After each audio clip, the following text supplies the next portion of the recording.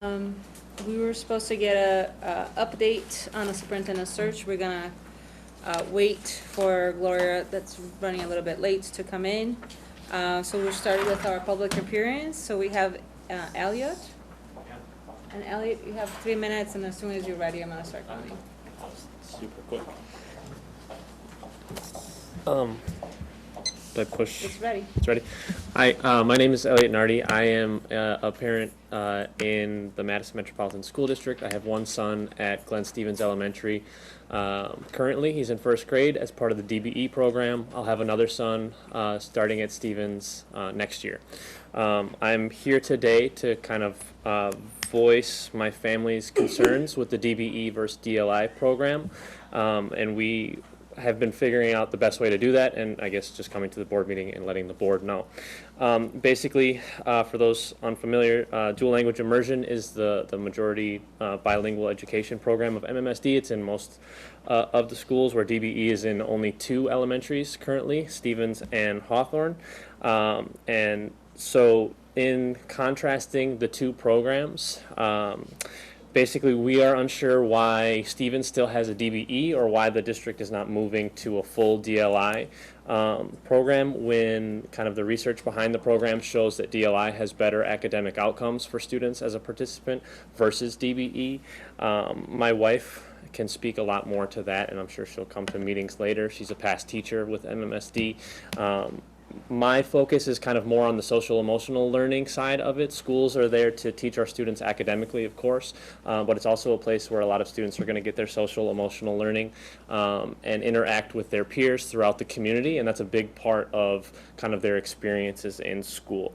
And basically, a lot of our concerns are coming over the levels of segregation between the DBE programs and the other students in the schools versus with DLI. It's a 50-50 model, so 50% native speakers, 50% non-native speakers in the program, and there's a lot of intermixing between the different communities within the school.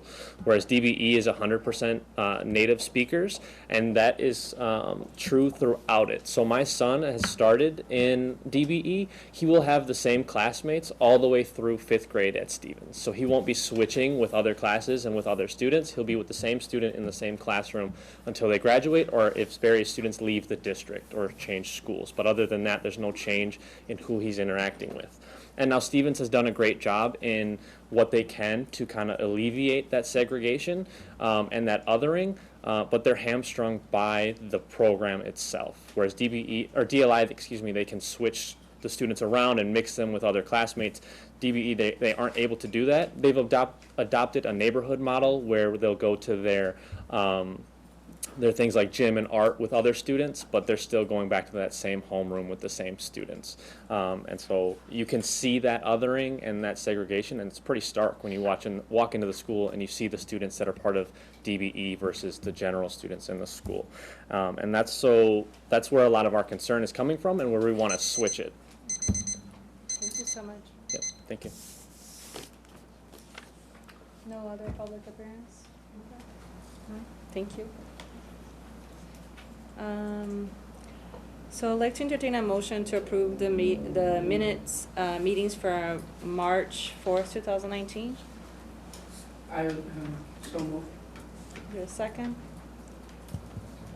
Second. A motion carries. The minutes been approved.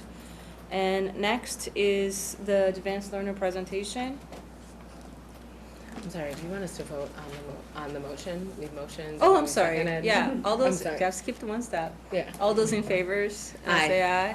Aye. Opposed? Thank you, Kate. Opposed? Motion carries.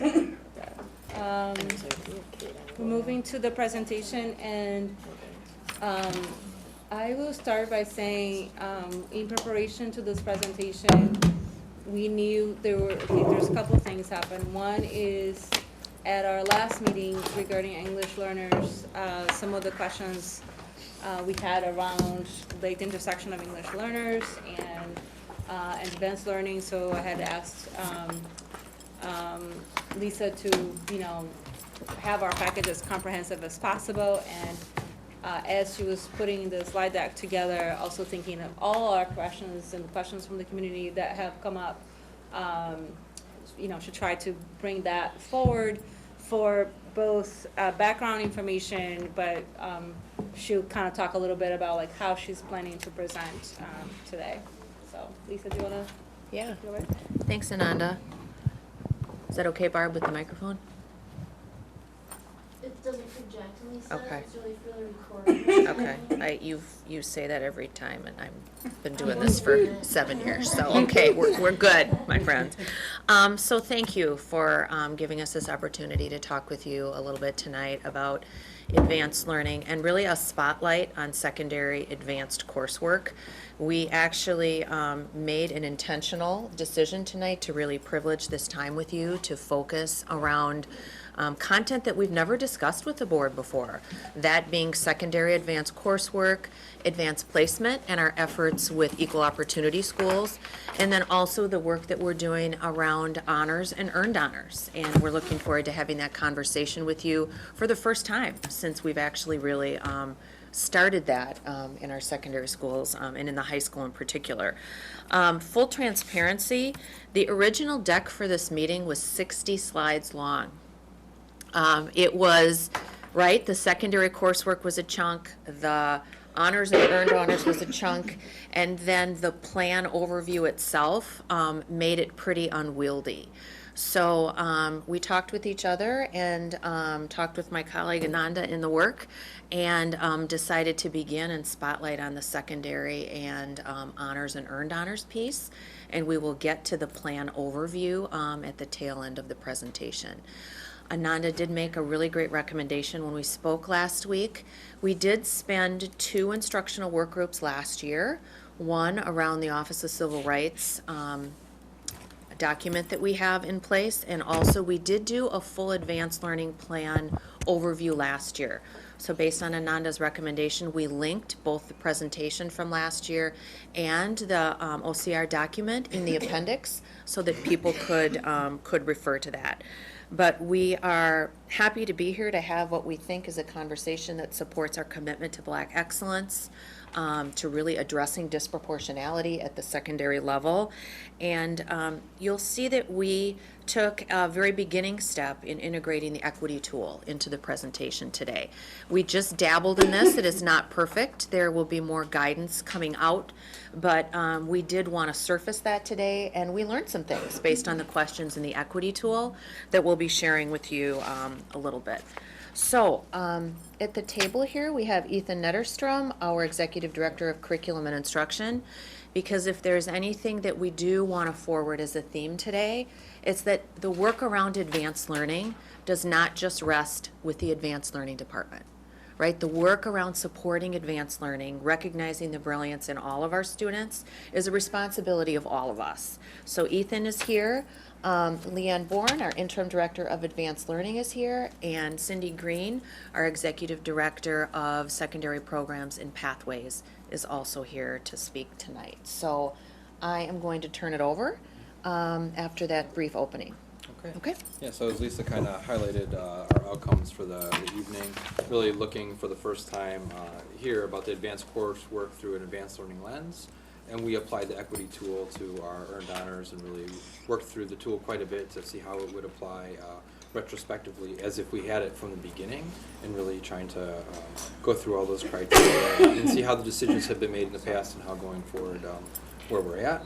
And then at the tail end, again, looking at the advanced learner plan, really highlighting how we're uplifting Black excellence and the talents and skills that our students have, and how we're better identifying and serving. So, Cindy? Okay. Hi everyone, I am super excited to be here tonight and talk about advanced coursework, specifically at the secondary level, and provide some information that I don't think we've ever talked about before. So I'm looking forward to the conversation. We kind of, as Ethan said, have 3 chunks, so we'll stop at very specific areas to allow for time for questions. So we'll stop after the advanced coursework, we'll stop again after earned honors, and then we'll stop the final time as we go through the advanced learning plan, so that we do have times if there's anything clarifying or any questions that are needed. I just had a procedural question. Okay. Go ahead. Just in the future, it took me a long time to read all of the attachments that we got this morning, is there a way we could get the amendments slightly sooner? Because I couldn't get them open ahead of time, so it took me like a while to get them open. Okay. We'll check on that. I appreciate that. So I thought it was important that we start with our definition of advanced coursework. I think we've talked about advanced learning, and we've talked about a variety of advanced courses at the high school level, but I don't know if we've calibrated on how we define advanced coursework at the high school level. And so for us, advanced coursework includes honors, both earned honors and standalone, our level 3 CTE and arts courses that can lead to industry certifications, and all courses that allow for early college credit, one of those being advanced placement. And we've spent a little bit of time over the last few years really focusing on advanced coursework, some better than others in some of the ways kids can earn advanced courses. And we also did this through the OCR resolution that I think you are all very familiar with. So this idea of early college credit being one of the ways students can access and take advanced courses. This is kind of the tail end, and so we thought we'd work backwards by talking about what students have access to in 9th through 12th grade that lead to early college credit. So we have a variety of ways that students can actually earn credit while in high school, and on the left you will see the different ways that we have opportunities for students to earn college credit. Our Start College Now, which is through our UW and Edgewood system, dual credit opportunities, which happen within our high school settings, our early college credit program, that is our UW system, and Edgewood. Start College Now is the technical colleges. Gateway to College, which is a program for our students where they take courses over at Madison College. You're familiar with our Early College STEM Academy, Middle College, and Advanced Placement. So all of these are ways that our students have an opportunity to actually earn college credit while in high school. And we wanted to talk a little bit about the benefits of early college credit. Why would we be promoting early college opportunities while students are in high school? And I think first and foremost is we know the cost of college for our students and families. And if we are able to think about ways to provide students opportunities to earn college credit while in high school for no cost to our families, we want to do that. We also know that it provides opportunities for students to develop those skills that they are going to need post-secondary to be successful. We also know that the research tells us students leaving high school with any college credit have that much more of an opportunity to persist in post-secondary. So these are just some of the reasons why we find it super beneficial for our students to have access to early college credit opportunities while in high school. This next slide I want to orient you to is baseline data really for us. Even though you will see 3 years worth of data, this is the first time that we've ever presented, looked at, or dug into early college credit data as a comprehensive approach. What you'll see is that overall, we have increased the number of students that have accessed early college credit over the last few years. Not major gains, but you'll see a little bit of an increase. What you will see is the blue is students that actually earned that college credit. And in the orange, you'll see students that took courses that were eligible for college credit but did not earn that college credit. And two ways a student would not earn college credit would either if they did not get a C or higher in that course, or if it was an AP course, they did not earn a 3 or higher on the exam. So there's a few ways in which a student might not actually earn the credit, though they may take the course. This next slide breaks it down by race over the last 3 years. And again, first time we've looked at this data. What I want to point out is, yes, we've made some incremental gains over the 3 years in terms of the number of students by race that are accessing. But what you will see is there are still very significant persistent gaps and disproportionate number of white students accessing our early college credit versus our students of color. So a lot of work for us to do in this area, But for once having the data and really thinking about what our strategy is going to be moving forward, knowing the benefits for our students is something that we will talk a little further about as we get into it, and also talk a little further of how we see earned honors playing into this. Lastly, you will see the data broken down by the way students can access. If you remember, I explained the different ways students can access early college credit. You'll notice that the majority of our students are accessing it through dual credit. And for us, dual credit is the courses that are offered on our high school campuses, usually taught by our high school teachers that meet the certification or the qualification of a post-secondary institution. That is the easiest way for our students to access early college credit, but I would say that that still is an area for growth. We have limited options currently at our high school campuses in terms of the dual credit opportunities, especially those that earn transferable college credits. The other areas you'll notice are somewhat small in numbers. A few are contained based on number of seats available, but opportunities to grow, I would say, is our early college credit program through the UW system and our Start College Now through the Madison College, the technical college legislation. Both of those, I think, currently are limited in who knows about those opportunities and who are taking advantage of those opportunities. So information for us to really think about in terms of how that information is shared widely and who is taking advantage of and who is accessing those opportunities off campus while growing our dual credit on campus. I'm going to turn it over to Leanne, and she's going to talk about another early college credit type, which many are familiar with, which is our advanced placement. Thank you, Cindy. So AP is actually our largest type of early college credit. We have over 2,400 students enrolled, or as of last year we did, and it continues to grow as we continue to work to offer this opportunity across our schools.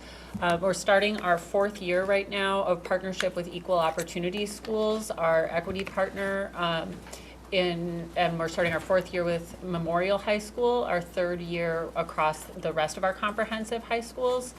And Equal Opportunity Schools has really supported our district in our goal of increasing representation and success of our historically marginalized populations to include students of color and students from low-income households in our AP coursework. So as we dig into that, just to clarify, the initial focus has been on AP because it's nationally accredited, and so we have the advantage of being able to compare across districts and to see what strategies have been leveraged nationwide through the Equal Opportunities Schools portfolio, but they're not affiliated with AP or the College Board or anything like that, so they're able to stay neutral in their support of us. So through those last few years, we've seen some gain in our AP enrollment by race. We've seen, similar to the rest of early college credit, incremental gains across racial categories for AP and a slight increase near 5% in the proportional representation of students of color. We hope to see continued growth in that as we apply these strategies further across the high schools. But one of the most powerful tools that we have through Equal Opportunity Schools is the survey data that they share with us.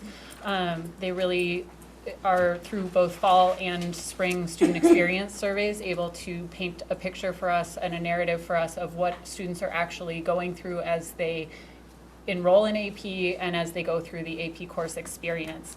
And so we just have a couple of student perspectives to share with you. The first was a student who was asked, based on your experience in AP, how likely are you to recommend AP courses to others in schools?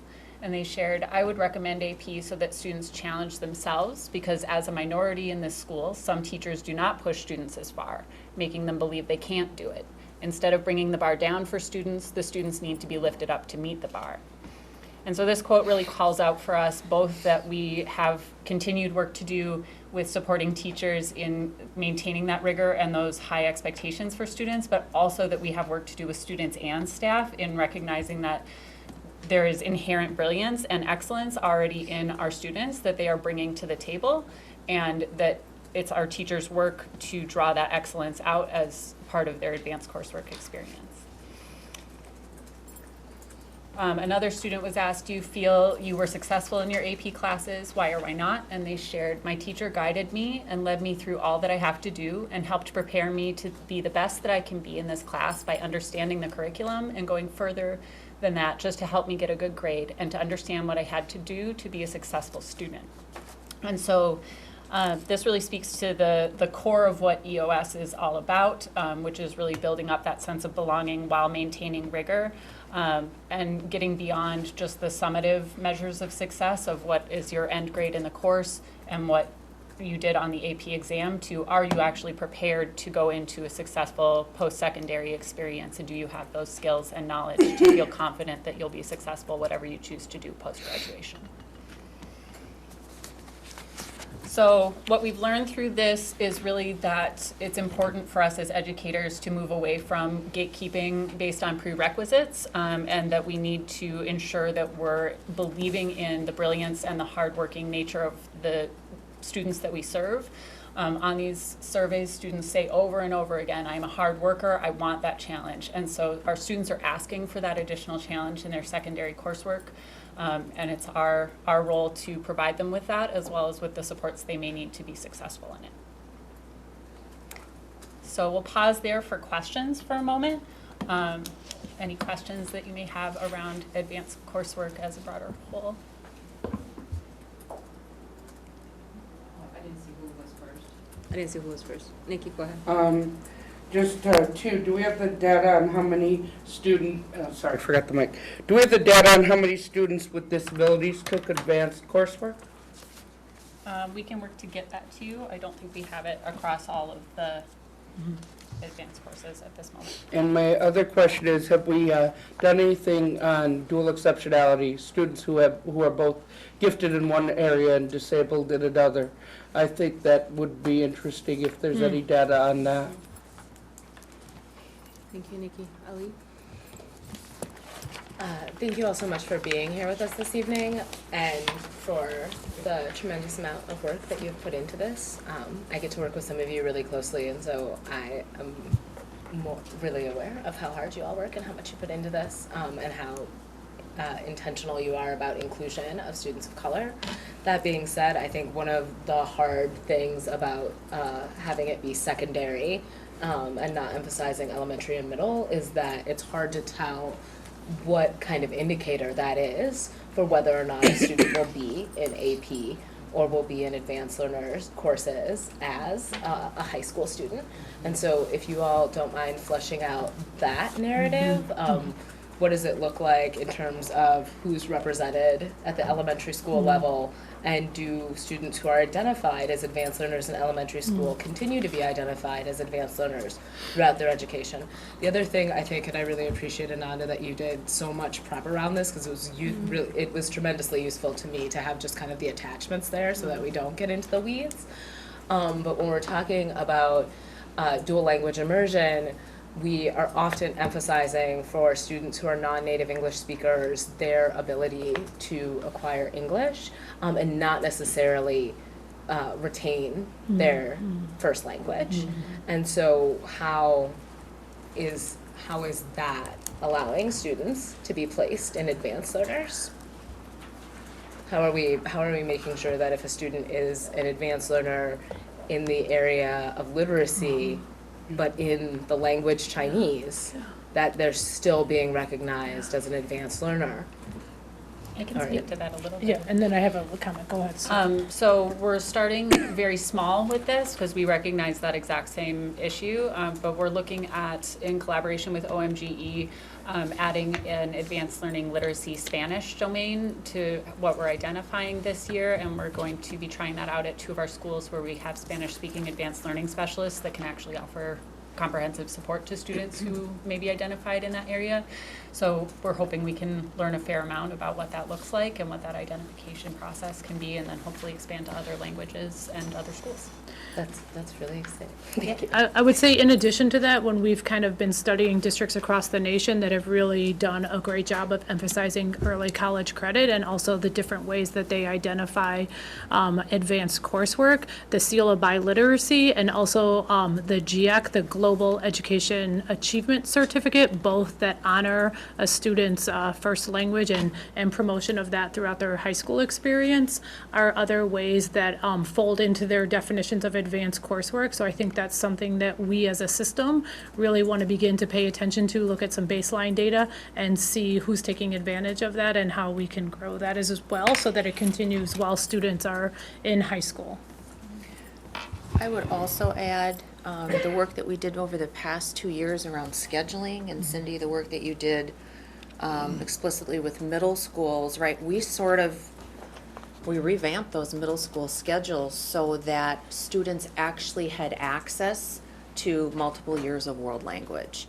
In the past, we have seen students of color, many of those students are ending up in intervention classes, ELL students ending up in intervention classes, maybe because of either second language learning or because of the need for bolstering of what people perceive as basic skills. And what we did, what Cindy led and actually Ethan did, was we restructured those middle school schedules and clarified for principals how to create a schedule so that all students have access to arts and world language. Because we know if you don't reach a certain proficiency in world language, you're never able to get to advanced coursework, right? Like you're never able to get to AP Spanish or a higher language class if you only did intervention classes in middle school. So we recognize the importance of back mapping that and then providing really good counseling to families around enrollment as early as 6th grade coming in. I'm sorry, can we go back to my first question in terms of trends around elementary school identification and how that indicates whether or not a student will be identified? Because I imagine as disproportionate as secondary is, and I'm far more familiar with your secondary data than I am your elementary school data or our elementary school data, that our elementary school data is actually disproportionate to a greater extent than that. And so I'm like, without having that in front of us, I'm like, how are those things related? And I'm like, Andrew, I'm like, I don't know if that's something you're more familiar with, but I hope that is something you all can speak to.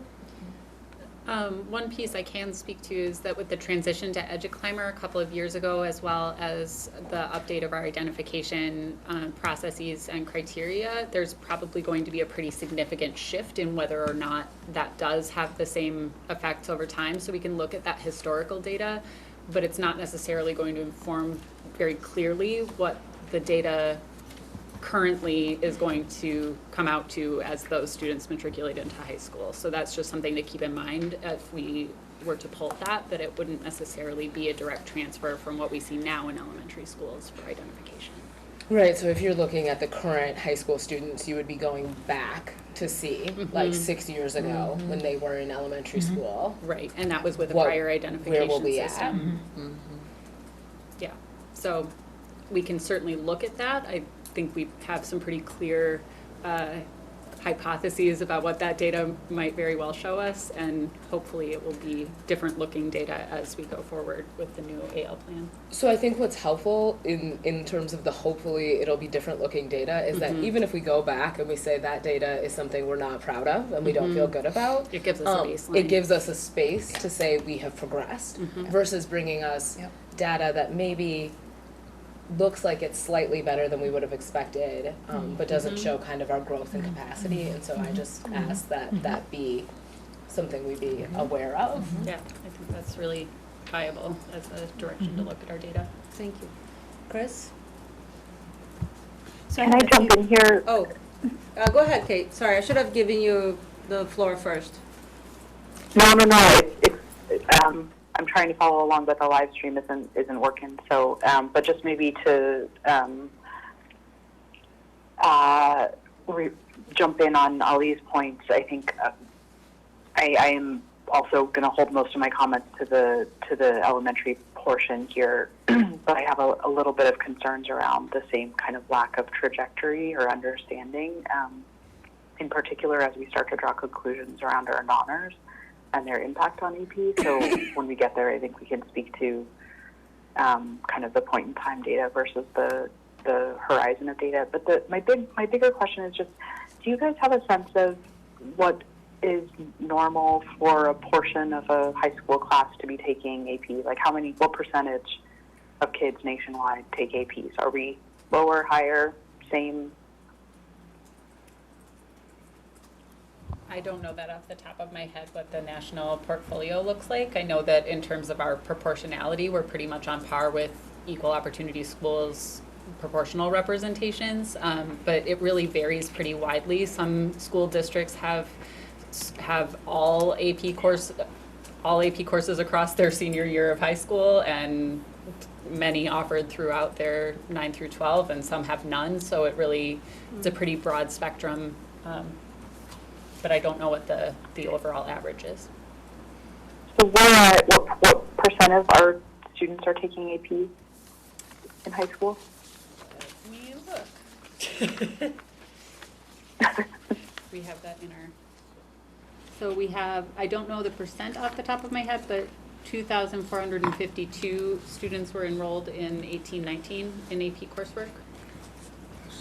So I'd have to look at how that relates to percentage of our students.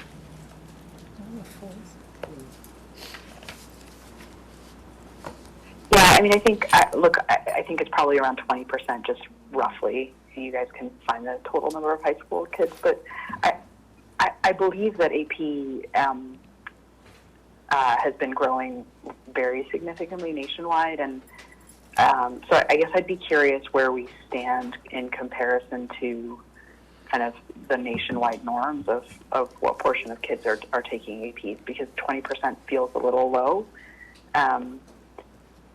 And like, I think we all aspire to have as many kids have access to that type of coursework as possible. So, you know, let's not hold ourselves to a bar of increasing from where we've been, but rather kind of exceed and excel to where we could be. So that would be just a request to follow up in terms of where we're at compared to national norms in terms of AP access. So we'll have more information about AP in the upcoming slides that will also be helpful, Kate. I'm looking at some slides quite a bit ahead here that might give us further information about AP, so we'll keep notes of what further requests are, and then But there's a fair amount of AP follow-up in the appendix. Yep. So if there are pieces there that speak to some of your questions, that might be helpful. Okay, thank you. And Chris? Thanks. I also want to thank you for this amazing amount of information you provided on advanced coursework. It's a great starting point for some good and important conversations. AP is absolutely critical. It is the way that our kids can earn college credit without having to get accepted into a program that might have limited enrollment. So my first question about AP is, how are we defining success? We talk about success a lot in this presentation, but there's no clear definition. Are we looking at success as enrollment in classes, completion of classes, GPA, score on the AP test, enrollment in a subsequent AP class, feeling like kids belong? Is it a whole package of those things? It's hard to track our success if we don't have a definition. So I would say it's absolutely a whole package of those things, and all the data points that you named are pieces that we are tracking through the AP EOS partnership, and they give us a pretty comprehensive data suite of what are all the different ways that students experience success in these courses, and how does that look. So we, for example, recognize that we've had some success in enrollment, and we've had some growth in our students 3 or higher, right? But our course grades have been fairly stagnant, so that's not necessarily a bad thing, but looking at, are there things that we can do to boost success in course grades and what's happening with our grading practices. Students' sense of belonging continues to grow over the course of the year from fall to spring, and also over the course of multiple years we're seeing growth in students' sense of belonging. So we're looking at all of those pieces and trying to think a little more holistically about the student experience rather than just tracking one data point as a success measure. that's really helpful, and as we move forward with expanding equal opportunity schools, it would be really helpful to actually get reporting that shows each of these data points, gives us some baseline data, and shows change over time so that we can be sure that what we're seeing is truly success. Yep. I also just had a question about the, this is just like getting into the weeds of the data, but the baseline data that was presented in the slide deck, and then the numbers of students enrolled in each program that were presented on a couple of slides just after that, they don't match. at all. There's like a 333 student difference. There's more students showing up as enrolled in these programs than are showing up in the baseline data, not just a couple, but over 300. And I would just like to know who's missing and what that's about. If you can't answer that now, that's fine, but that would be really helpful. We'll take a look at that. I just want to clarify, you're talking about So it's, go back a This? couple slides. It's, this slide yeah. shows, I think, 2,987 kids total enrolled. And then if you go forward, not that one, but the next two slides, and you add them all up, it's 3,320. If you do 2018-19 and you compare it to 2018-19 for the baseline, so the numbers aren't matching. And I'm just kind of wondering if some kids dropped out of classes and they got counted in one place and not another, or what happened. So, Yeah. We'll take a look at that. okay, Thank you. thanks. And I just, Chris, want to clarify one thing. Dual credit opportunities that are on our college campuses are not students having to access or enter into a program. It is very similar to AP. So another way that students can earn college credit. Just wanted to clarify that from your statement. Yeah, it'd just be nice to know why the numbers don't match. It could be Yeah, that like part definitions of what, how we're counting kids. Yep. So that'd just be Yeah. useful. I'm assuming we're gonna get more into some of the stuff that's in the appendices as we go on, so I won't ask those questions right now. So I'm glad you said that. There are quite a few data slides in the appendix around AP and EOS. And I also just wanted to make a comment that, right, the number of students enrolled in advanced placement is also somewhat dependent on how a high school structures their schedule and opportunities and, right, enrollment in other courses. So, right, so students who have multiple electives to take, at some point when you make lots and lots of singletons and standalone courses, kids get to have a lot of different choices, and that somewhat can have an effect on who's enrolled in advanced placement. Many schools that we've been familiar with over the years in other districts sort of have a suite of standard advanced placement courses for students to opt into and enroll in, and they have fewer elective courses or even honors or earned honors on the side. So sometimes the question about sort of what is that sweet spot for students enrolling also depends on the conditions around it and the other options that we are helping students either to enroll in or counsel them into. So I know Cindy and the team have been really thoughtful about working with schools and Ethan around the sort of course proposal process and what courses do we feel like have great value for kids and will lead them to post-secondary success, because we don't believe AP is the only answer, right? We have lots of other really great courses too, so we'll do some more thinking about that, but I just wanted to offer that AP is certainly what we want, our students to be enrolling in and taking, but there are other pieces of the high school experience that we know are also important to students as well. And I had a few questions about the appendices, but should I just hold on to those? Like, are we gonna go into Yeah, more let's just details? hold to the Okay. appendix, and then Thanks. Gloria, I haven't talked, and then Ali and I have a comment, and we should move on. So I know, a lot of the work that you've been doing is really, as we talked about, an equity strategy, right? So, and maybe you covered this before I walked in, sorry, and if you did, if you can just talk about earned honors and really focus on what the strategy is around equity, and then also, can you talk about how this is connected to Black excellence? It's gonna come next. Mhm. It's gonna come next. Oh, it's So, gonna- Yep, yeah. we're on it, Gloria.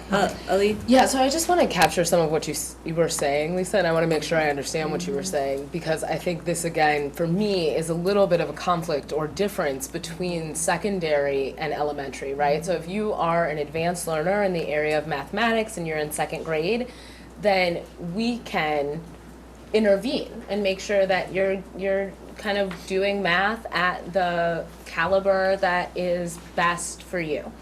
If you are excelling in English in high school, but you're not interested in English, you can create a schedule that doesn't emphasize that area, or that puts you in a class that maybe you think is less challenging or less work, right? So is there a difference between kids who are identified as advanced and kids who are taking advanced coursework, right? So you're identified as advanced, and then you say, well, I don't really want to push myself that hard in that area this year. I think I'm going to take the regular English or the regular math or, algebra 2. And I could be taking calculus, but I don't feel like it. Like, is that part of what we're seeing at the secondary level? Yeah, so I'll answer that and then anyone else Go can for it. chime in. I would say yes, I think that is part of it. And I think that that has been somewhat of our kind of district approach or district strategy, that we had kind of a stronger K-8 model that students were, and that the belief was, and then students go to high school and you have this array of options, and student voice and choice is a piece of that. And with those options, you can so choose to go this route and go deep study and continue to advance and take advantage of the early college credit program and max out in math and go over to the UW. Or you can kind of dip and dabble into a variety of other things.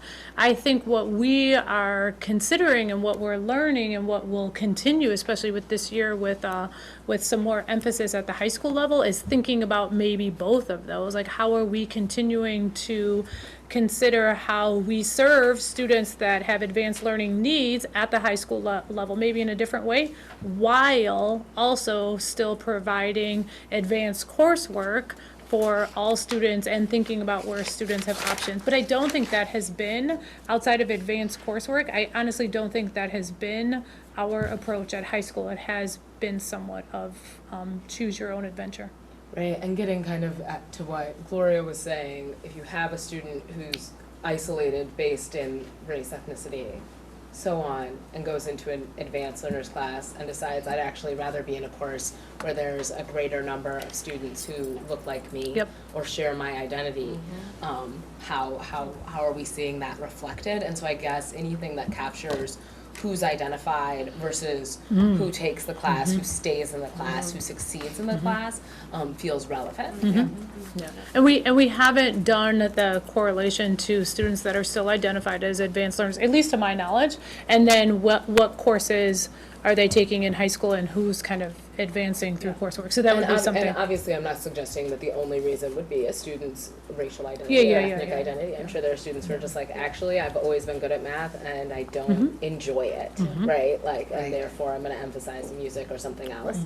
But I think it's important to be able to have some level of analysis around that. So thank you for clarifying the last point. And I have just a couple points, so thank you all for hanging in there. And I hope that this was a good intro and that we'll just continue to just move along and then folks can just jot down questions. But maybe my point is not a point, it's not a question, it's more of a point. But in both slides that disaggregated by race, the AP enrollment and the early college credit, and you both mentioned like as gains, and I'm assuming that you were speaking to people of color or students of color accessing the coursework. But when you look at disproportionality, it's to the same or wider. And so I did not consider them as gains when you're having greater disproportionality. In other words, if you have 50 more black students but 100 more white students accessing the same thing, it was it wasn't a gain, it was actually a loss, because now you further your gap between white and black students, which could potentially enhance what Ali was just talking about. So I should have started with this. First I was like really surprised that this is the first time we're actually disaggregating this, because I have heard the word segregation thrown out a lot in this board. And to me, that is a clear sign of segregation when you see the discrepancy on the bar graph. And the fact that no one has like raised, or not, I shouldn't say no one, because I know a lot of people have raised that, but that we haven't discussed in this board in length and haven't supported you all to actually like, this is the thing that we need to be doing. And this, we need to be looking at this, not just looking at the data, but understand how we actually address disproportionality. And I don't think we're gonna find that within those walls. We really needed to like be creative on how we're gonna do that, address that. And then my other point is around, do we see, and this is one of the questions around addressing disproportionality. Do we see particular teachers coursework or schools that have had greater success around addressing particular disproportionality? And is this something that we can learn from those either teachers, type of coursework, delivery modes, or schools that could be scaled or lessons learned to share? So I could speak to that a little bit. I think that the continuation of digging into that will be important for us. But one thing where we've seen where our AVID teachers are also AP teachers, we seem to see greater success, and we seem to see more students of color in those courses. As a system, not this past summer, the summer before, we held one of our AVID strand trainings, which is the culturally relevant strand, and had all of our AP teachers attend that strand to continue to build AVID strategies kind of school-wide. So I would say that is a place when an AVID teacher is also an AP teacher, we've found great success. I would say there's also courses where we've seen greater success and greater success for all students. An AP seminar, which is a course that is usually taken at the 10th grade level and is also equivalent for an English credit. We've seen that as a course that seems to have a lot of flexibility in the course where students they choose kind of what they want to focus on, and they go from seminar to research, so they kind of do their own deep study into an area of interest. So I would say that course, as well as an AP psychology, is another course that seems to be something that is pretty popular, and where students are finding great success. I think part of that, I'm going to talk about into these next slides around earned honors and our equity tool, what we've also recognized and where we're still kind of dismantling some barriers that I think will, as we continue to dismantle, I think that will grow in terms of the AP courses, but I do think that there's some things that we have identified over the last few years that potentially in some form might be some gatekeepers for students to access more courses that they might find success in. So I could talk about that. Thank you so much. I'm not surprised that like the real life application are the most relevant, but the other thing that came up as you were speaking, Cindy, was, we, of course, we're trying to focus on, what has worked well for students of color. I also wanted to state that, like, at some point, we just need to make it unacceptable that we're going to have 100% white student classroom in Madison. That should be unacceptable. And based on those numbers, I'm assuming that there is a lot of classrooms that this is happening. And we needed to like identify where is that and address them. One other piece that I wanted to add, Ananda, about what your point before was around what's proving successful is just that we're seeing a lot of promise in the schools that are really incorporating a lot of student voice into this work. And so that's another strategy that we're working to really leverage, is how do we incorporate what students are saying that they want and need, and how do we make sure that we're talking to young people as we're going forward in this work. The last thing I will say about that I think is something that we're also working through and trying to change the narrative on, is that advanced placement courses are also seen very much as white classes and kind of promoting whiteness. And so this idea of thinking about who's teaching those courses, the professional learning that's needed, the kind of culturally responsive work that's coming into the classroom, I think is really important. So I think that that is something that we're also working through in terms of where students might not even want to take courses, and or where there's still work for us to do. So I think that is just a piece of it that we are working through as well. And understanding why it's important to take that course, because you have the opportunity to earn college credit, save yourself some money as you go on to post-secondary. But we're, I think, still in early stages of really building that understanding as well. Thank you.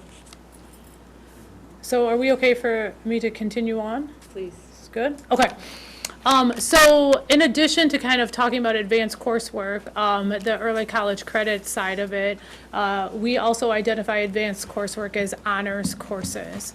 And what we attempted to do was take this opportunity to use our new equity tool To the best of our ability, I will be completely transparent, it is very imperfect right now, but we thought it was important to use our own tool to see how we are doing in terms of earned honors as an equity strategy and an equity approach in our high schools.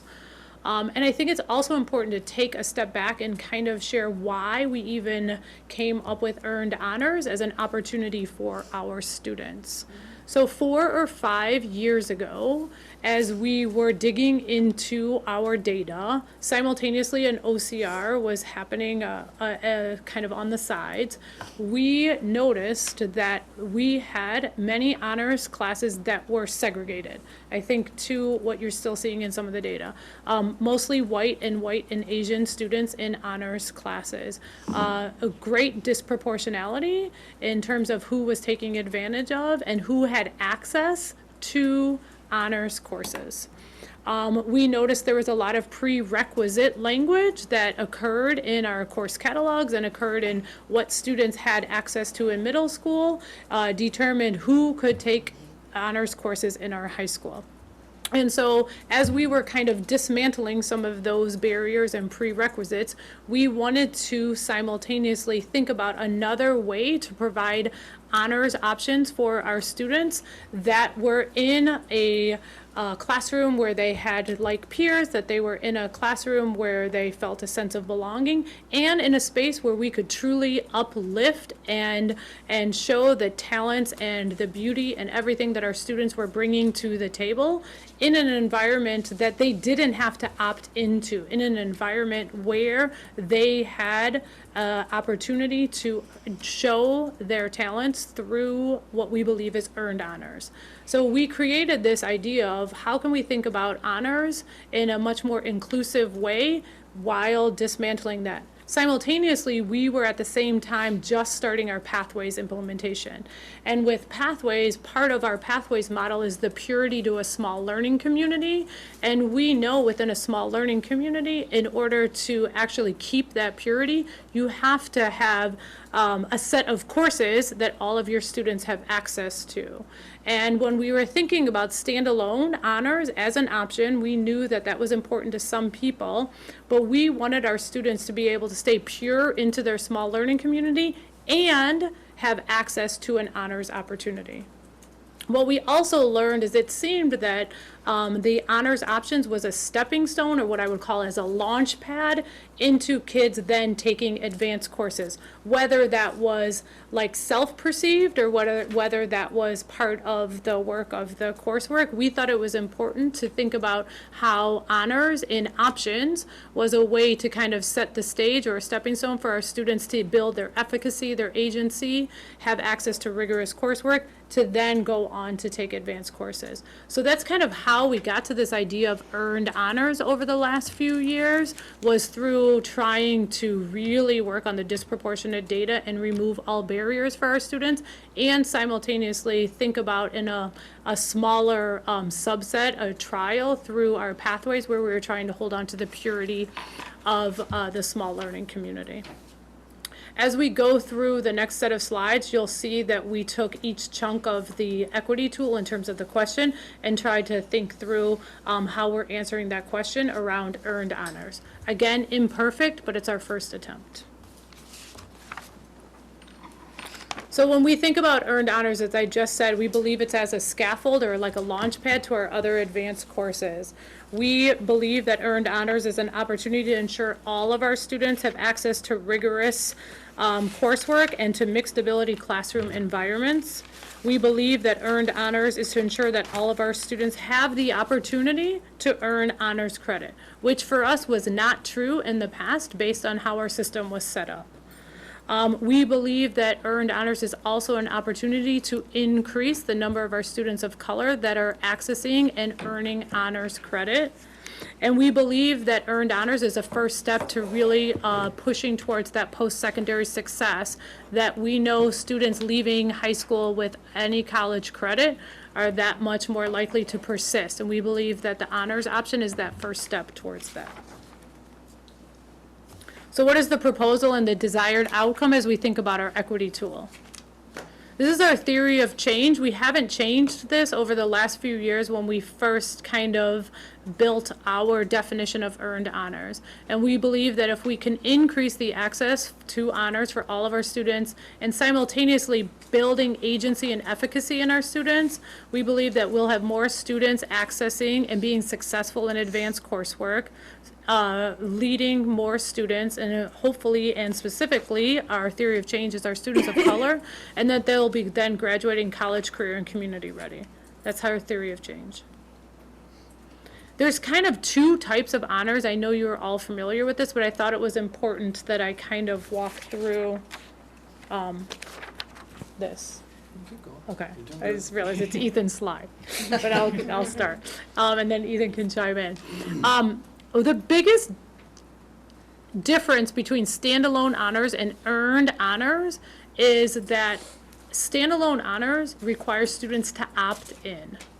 And we know there's a lot of research around this idea of students at the adolescent age around opting in versus opting out. Non-cognitive factors that we studied for years through the University of Chicago. And this idea of students having to make the choice of opting in is something that we see standalone honors as, and something that I don't actually believe is something students need to always make the decision for. Earned honors allows any student the opportunity through their performance in that course to earn the honors without having to predetermine their choice in that course, right? An opportunity to uplift all of our students' talents, an opportunity for our students to showcase their abilities, not to have to predetermine that in advance. Both are rigorous coursework, both have the opportunity for students to transcript honors credit, one through an opt-in, one through a demonstration of abilities. Our current practice in terms of how we think about earned honors is we have a set of criteria that happens in the general course that students are taking. So for example, in an English course, students have to do 2 of the following in order to earn the honors credit. They have to have a 90% or a 3.2 on a rubric, because we're also moving towards standard-based grading and rubrics in a lot of our courses, on a combined set of performance assessments. So a multitude of performance assessments that happen throughout the semester. Students have to have a 90% or above on the combined set of performance assessments and earn a C or higher for the semester. And a C for us is really important because that C is also the grade that a student has to get in the early college credits in order to earn that college credit, right? And so a C for us was important with combined of the performance assessments. Ananda, would you like me to pause? Nikki has a question, I didn't know. Just definition on performance assessments, is that assignments or is that tests only? That's a great question, Nikki. So performance assessments are not a test per se. We define assessments as a way students are demonstrating their mastery of a set of standards and skills. That can look a variety of ways, and students have a variety of ways to demonstrate that. But it's really students demonstrating their knowledge and skills through a performance task. That task might be a traditional test, or that task may be something different. Here is a definition of a performance assessment. And there's a further description of performance assessment in the appendix as well. Ethan, anything you want to add? Just say the stuff. Okay. So what is the data telling us? So you have a handout that provides an overview and a set of data, and then we have some slides that will go into a little more detail.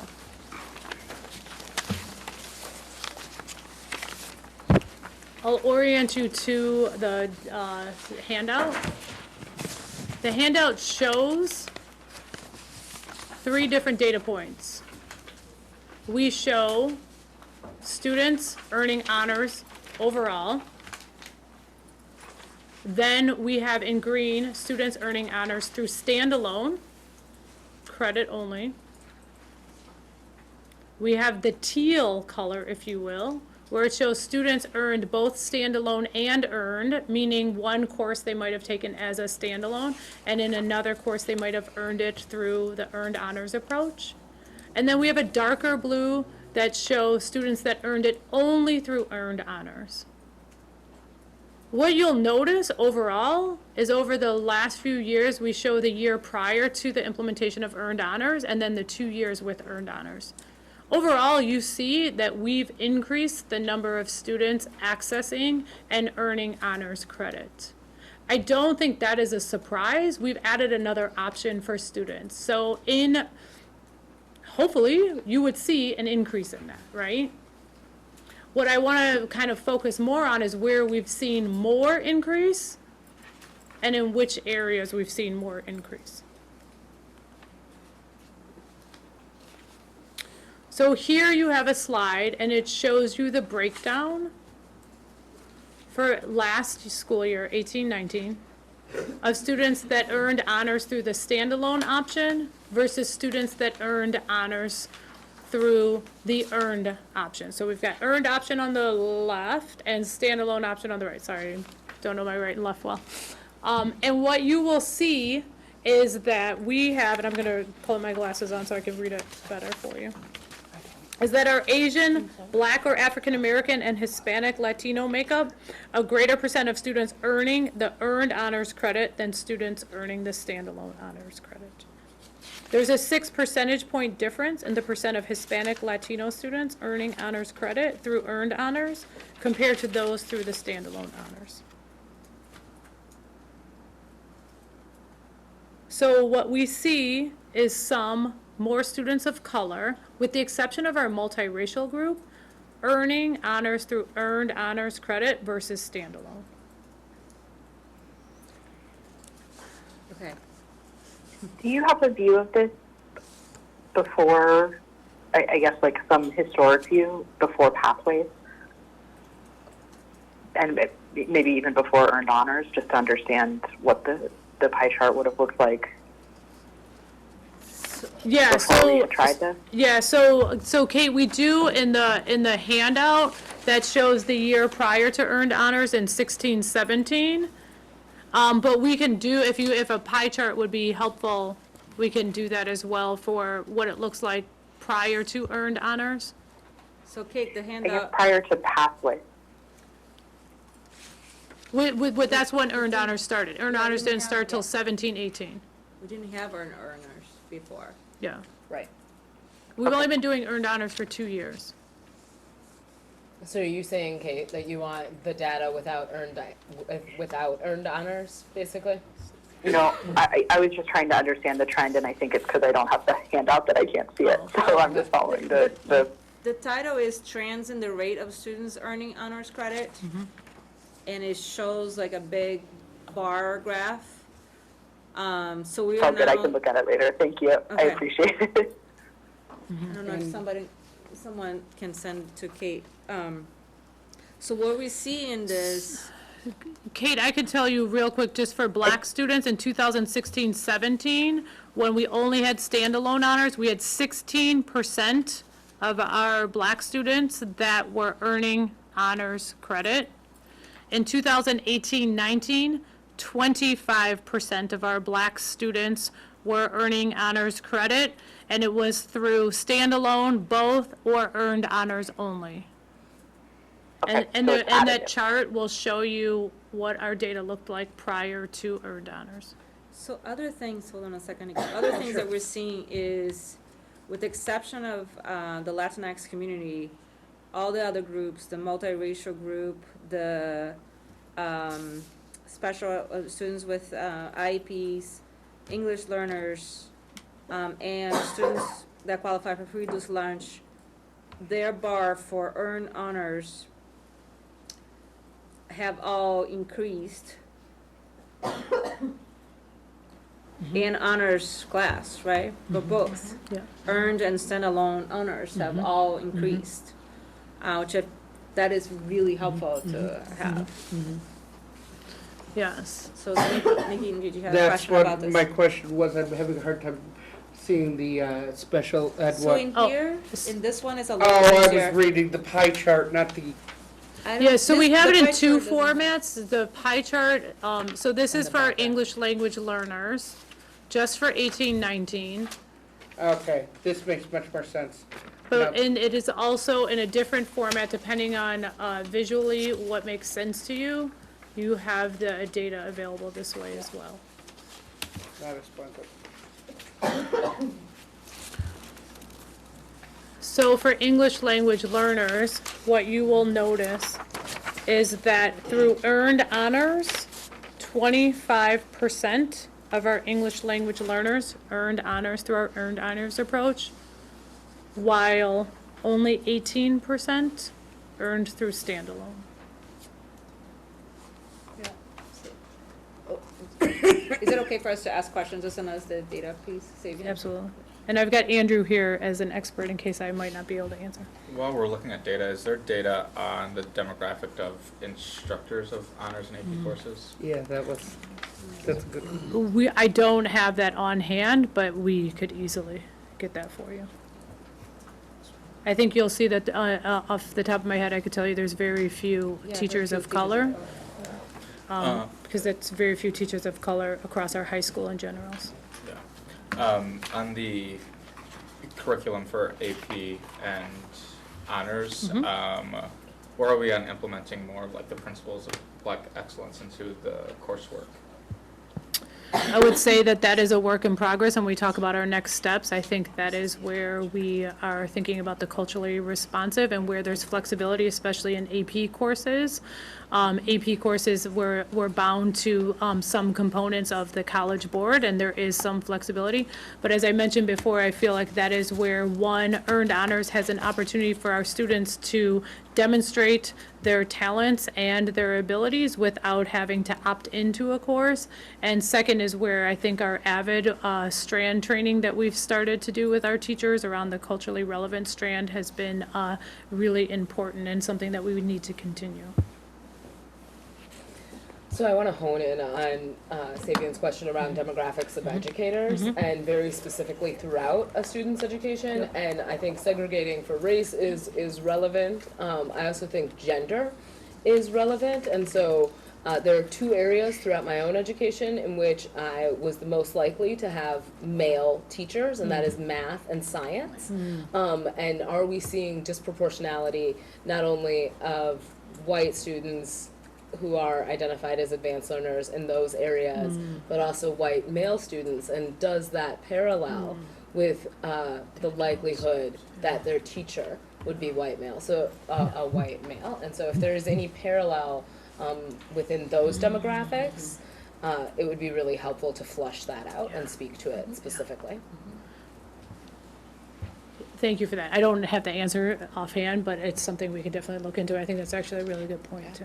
Yeah, especially as we're trying to grow math and science access. I think sometimes when you're talking about we're both talking about the problem as it exists or the different manifestations of the problem, and you all as agents of change trying to solve and address it. So hopefully we're giving you all tools to enhance that. But I think one of the more important things we should know as a board coming out of this presentation is what we can do to help you all make sure that diverse students have access to advanced learners.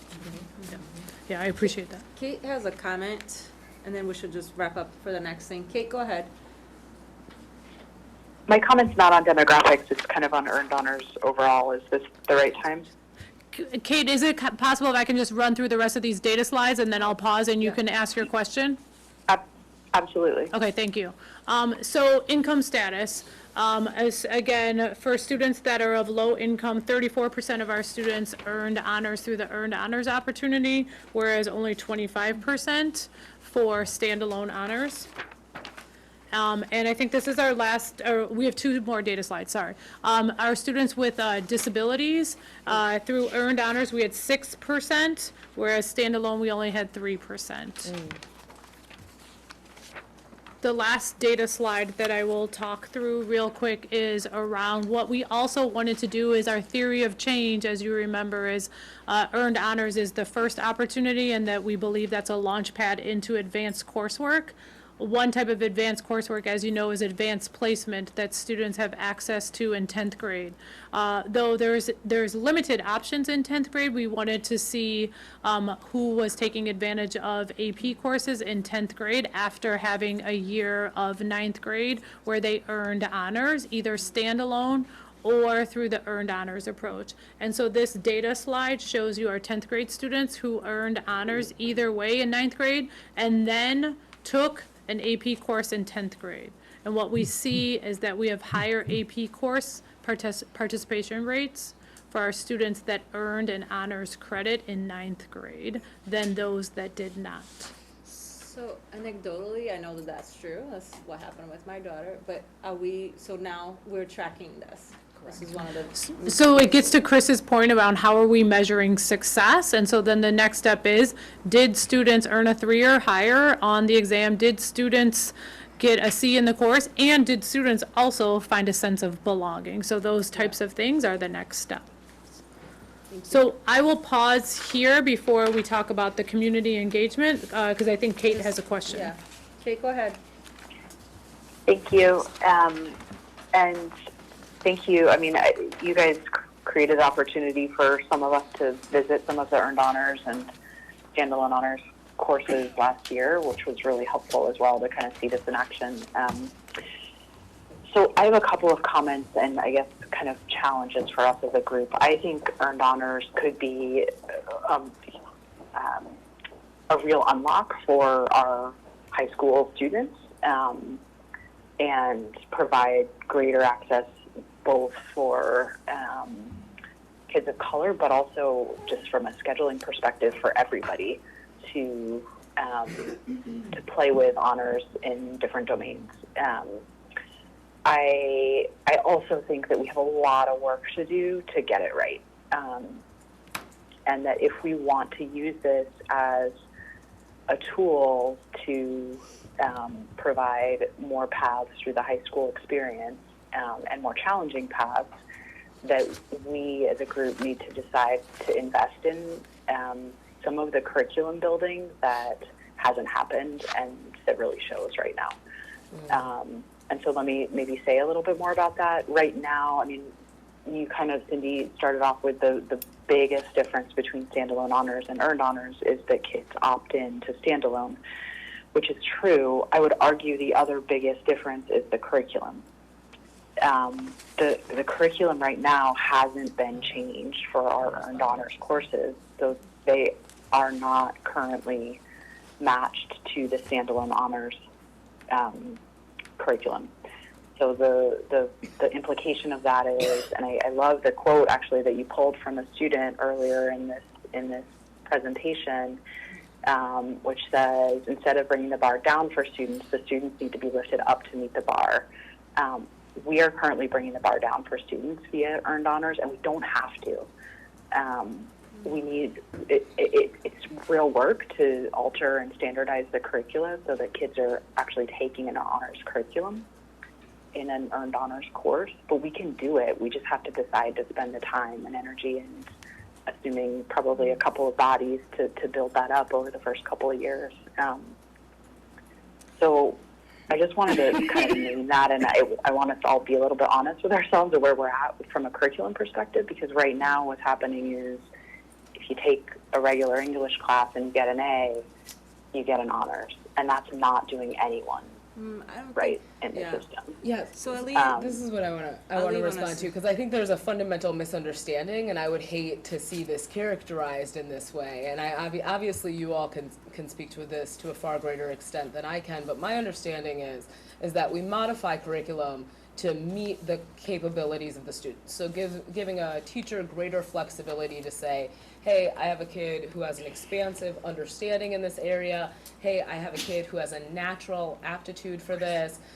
Hey, I have a kid who is, pushing in this unit beyond other students, and therefore I am going to modify their curriculum to be very specific to the capacity of that individual student. That's my understanding of how earned honors is functioning in the classroom, versus kind of a general, if you're doing well in this area, you're being lifted into honors. But actually, if you're exceptional in this area for a variety of diverse reasons, then we are customizing your relationship to this area to that. And I think of that probably to be the most specific in the areas of the arts, in which you wouldn't just be comparing so-and-so's ability to get the assignment in on time to another student's ability to do the same thing. What does it look like for a student to be gifted in the area of dance and go to our schools, I think is part of what earned honors addresses, right? Because then that student can customize their FIAD experience to reflect that specific talent or capability. So I think that I'm like, Kate, I think your understanding is very different than my understanding, and I'm hoping you all can kind of give us a more sincere perspective. Mm-hmm. Mm-hmm. So maybe let me wrap up, and then the guys can respond to your comment, Ellie. And look, like, I think everyone should go see this themselves. It's probably the best way to understand kind of where we're at and the potential of where we could be. My last comment is just that there is a mechanism that we've used via Pathways to push people into earned honors due to scheduling constraints, which I actually think could be fine if we are navigating the curriculum in a way that is similar. But some of the numbers, at least, of students that have taken earned honors over the last 2 years, have been pushed into it, not of their own desire. And so we just, again, as a group, there's only so many teachers to go around. Schedules are incredibly difficult to navigate. There are choices to be made about where the scheduling strands go, that I would like us to be very clear about before we kind of take things off the table. The original intent of earned honors was to actually replace standalone honors 2 years ago. I think we backed off of that a little bit, but I want to name that for maybe some of the folks that haven't had this conversation before. Okay, I think there's a lot of, all right, I want to hear from MSD. Oh. Yeah, just have one really Okay. quick thing, and one question. Are we still going under the assumption that eventually earned honors will replace standalone? So why don't we just hear from you all? Yeah, so first I want to clarify, Kate, in terms of students being pushed into earned honors, because standalone honors, even within the pathways, has always been an option for students, and we have students that have been able to access standalone honors. So I just want to clarify that we haven't pushed students into it. Students and families make decisions about their schedules, and they've had an option for both standalone and earned, and we left both of those options open for students within the pathways. We have earned honors that we'll talk more about that actually is existing outside of the pathway as well in schools where teachers wanted to take that on, but it still doesn't do it replacing standalone honors. Standalone honors is there. Nikki, to answer your question, I don't know that we know the answer to that yet. I think that this is 2 years into an approach, and I think that we are continuing to learn, and I think that students and families will be the ones that make those decisions, and I think that that is where we will go. I think as schools have seen this as a really great opportunity and access for our students, they have taken it on, but it hasn't been where a standalone has not been an option. In terms of the curriculum piece, I think that this is a place where, one, I would be the first person to say that we do not have things perfect yet. 2 years in, we are continuing to refine as we go, even continuously getting feedback from our teachers and from our students around what we're learning about our approach. But our standalone honors courses don't have a standardized curriculum either. I think it looks different depending on what teacher you might go to and depending on what course you go to. So I don't think curriculum is the answer to it. And how we have thought about earned honors is through the work of Karen Hess, who is an expert in the field, who really thinks about cognitive demand and cognitive rigor. And that's how we've approached thinking about our performance assessments and how students demonstrate their knowledge and skills through a cognitive rigor matrix, if you will, and where students are showing not only their depth of knowledge, but their cognitive demand that they're putting into a particular task. So that's what I would say about that, but I would say that we have work to do in the area of continuing to improve, and our teachers and us as a team are on that, and we'll talk about that in the next steps. So I want to give a personal narrative, and then Sylvia and Chris. When Brianna was in 9th grade, she was in Pathways. She had an English class. The English teacher, after a couple weeks, after reviewing some of her essays, approached her and asked her, are you familiar with earned honors? Is it something that you're interested? And then she's like, I don't know anything about, I don't know much about it. What does that mean? And then he explained that you have to do additional coursework. There's different things. Have different timelines, different than the rest of the class. She wasn't confident about it. She's like, can I try? And would I be reprimanded if I don't do well? He's like, no, if you wanted to see how that works out for a couple weeks and then you make a decision. It was all student driven. I mean, of course, I told her, yeah, this is something that I'll definitely encourage, but it was a conversation between students and teachers, and at any point she felt coerced to take one class or one option other than others. She was really successful in that class and follow the path that Cindy showed us early, that she ended up taking AP classes as a 10th grader. So I just wanted to give, there's a lot of things that we hear sometimes, but and I'm not saying that other people experience the same things, but I'm just saying there's also this narrative, personal narrative that I wanted to add. So Sylvia and then Chris.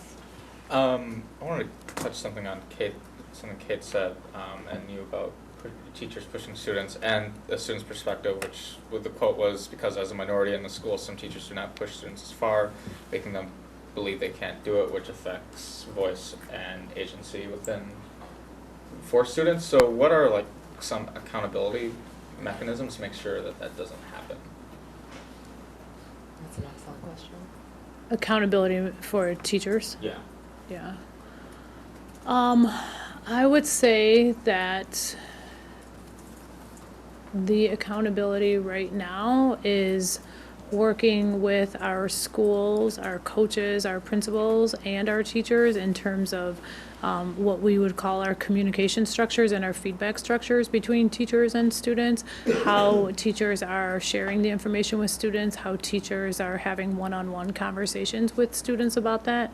I think what we learned in our first year of implementation is that there was a big gap in communication with students themselves in terms of knowing that this was an option, and also our families knowing that. So I would say that's something that we've worked really hard on, and I think that we still have work to go, but I think that's something that we've tightened up, that puts a more heightened level of accountability on the teacher to ensure that he is having those conversations with the students, and that the family is getting that information. I don't know if you want to add anything on that. Yeah, I would just add that in AP coursework and access to AP coursework, we're really targeting our outreach strategies, and each school is developing a targeted outreach plan around how they're talking to students and working with students on choosing AP courses or encouraging them toward AP courses. And so as we continue into our 4th year here with AP EOS, starting to leverage some of those specific strategies that we've targeted at AP to advance coursework more broadly is something we're definitely taking a strong approach on.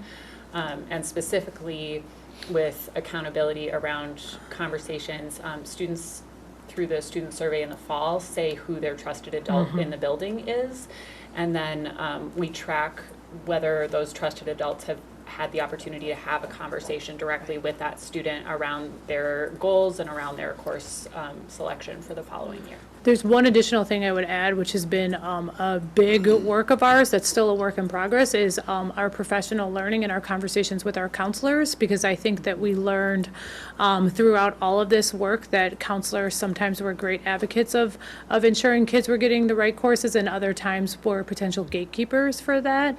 And so that is another area that we've been really intentional about working with our counselors, not only in terms of understanding the data, but how they're having conversations with students about their options. And then Chris had one more.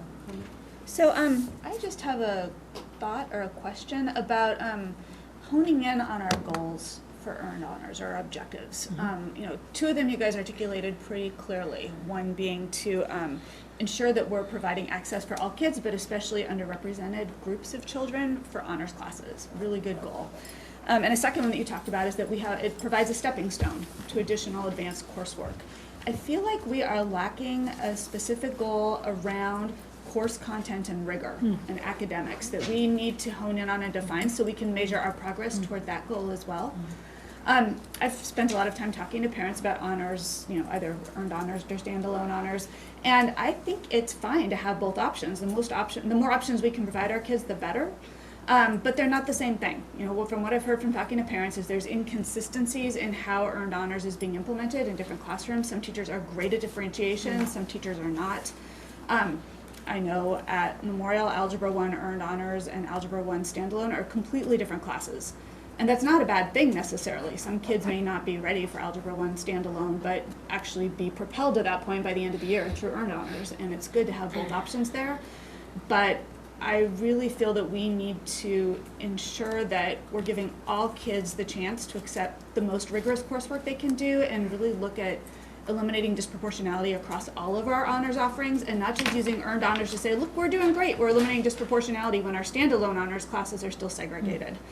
So having some goals around rigor and getting more clear about where that stepping stone goal takes kids, I think might help us get there. Thanks. Thank you. Okay, I'm going to continue through our slides. So the next piece of our equity tool is really thinking about how our community has been engaged. And I would say this is an area of a work in progress, and we're an area through the equity tool, we've recognized that we have more work to do. So appreciate the tool for kind of pointing that out to us. Here's kind of 3 of the stakeholder groups that we've paid attention to when we think about engaging our community, our students, our staff, and our families. What I would say is that as we are continuing to work on refining our practices and maybe even honing in on refining our goals, we need to do a better job of engaging our broader community around earned honors and feedback from our families and our community members. So that's an area of growth for us that we're going to continue to focus on. What are the potential benefits and burdens? I think this is probably one of the most important pieces to pay attention to the equity tool. From the student perspective, how is a student, especially our students of color, benefiting from this approach, or who is being burdened? And I would say that this is a place that we did not want to make assumptions here, that this is a place that as we're continuing to make sense of this tool and as we're continuing to learn about earned honors, this is where we are going to put our energy, but where we don't have good data yet to share the benefits and burdens. We can make some assumptions about what we've heard anecdotally through our students and through our surveys, but we didn't think that that was sufficient, and so we wanted to really use this year to gather that information. I think into Chris's point, what I'm hearing here is this perception that if they're taking earned honors, they're just getting an A on a course that was already there. Yeah, we have a lot of myth busting to do, I think, yeah. and lots of opportunity to build knowledge. Yep, and I think you'll see in this equity tool, those are the 2 areas where we haven't done a great job yet. So work for us to do. Yeah, and Cindy, I would just add, I mean, I think it's not just myth busting, right? Like, I I think we have real work to do on building our curricula, and I think we have real work to do on building our honors curricula too, both standalone and earned, right? And it's an area that we haven't invested in historically, and that there's tremendous benefit from us investing in the foundation of curriculum for students in earned honors and standalone honors. Yeah, I appreciate that, Kate, thanks. So our implementation plan. So current state, this is where earned honors exists across our system. As I mentioned, it does exist within our pathways courses. So in our English 1 and 2, our U.S. history and our world history, 9th and 10th grade, and science in 9th and 10th grade. Additionally, we have schools that have gone above and beyond pathways where they've seen this as a great opportunity to expand earned honors. All of our Algebra 1 courses at Memorial have an earned honors option. All of our 9th grade biology courses at West, and all of our 9th grade core courses at East now have an earned honors opportunity. So more for us to learn from as we continue. This is where we've learned. Most of this I've mentioned before, but I'll just reiterate, and I think Kate and Chris, you both mentioned this, our curricular opportunities to continue to grow and to improve that area. We have some technical aspects, which I know seem kind of like really, but technical issues really trip people up, so we want to make sure that we work through all those kinks of the technical issues. And then continuing our professional learning in our course-alike teams and across our schools, really with a focus on rigor and relevance.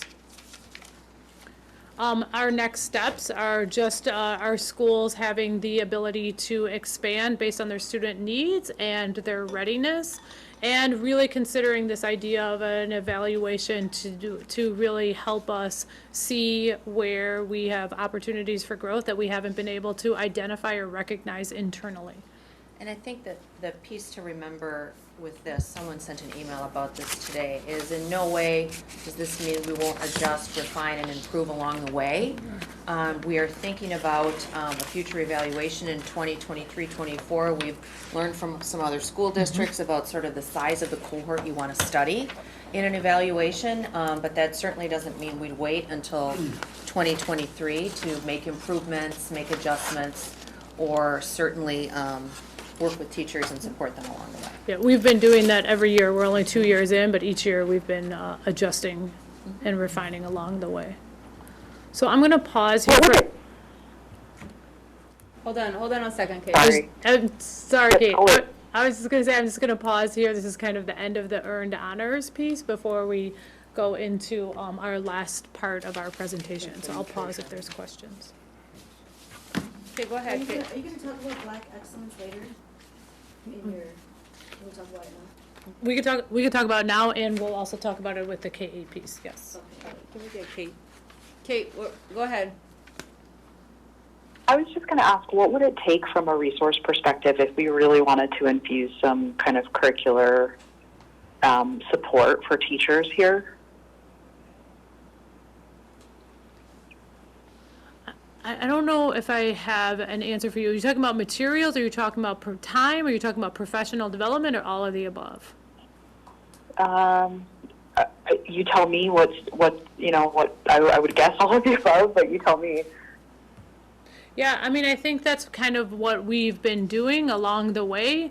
I don't know that we have focused on materials per se. We've focused more on our instructional approach and our kind of cognitive demand that we're asking students and our professional learning. I think one thing that we always bump up against is time, and the time to have our teachers away from the classroom to continue their own professional learning to strengthen, but we used the summertime this past summer to do a lot of that work with the C&I team and with content areas.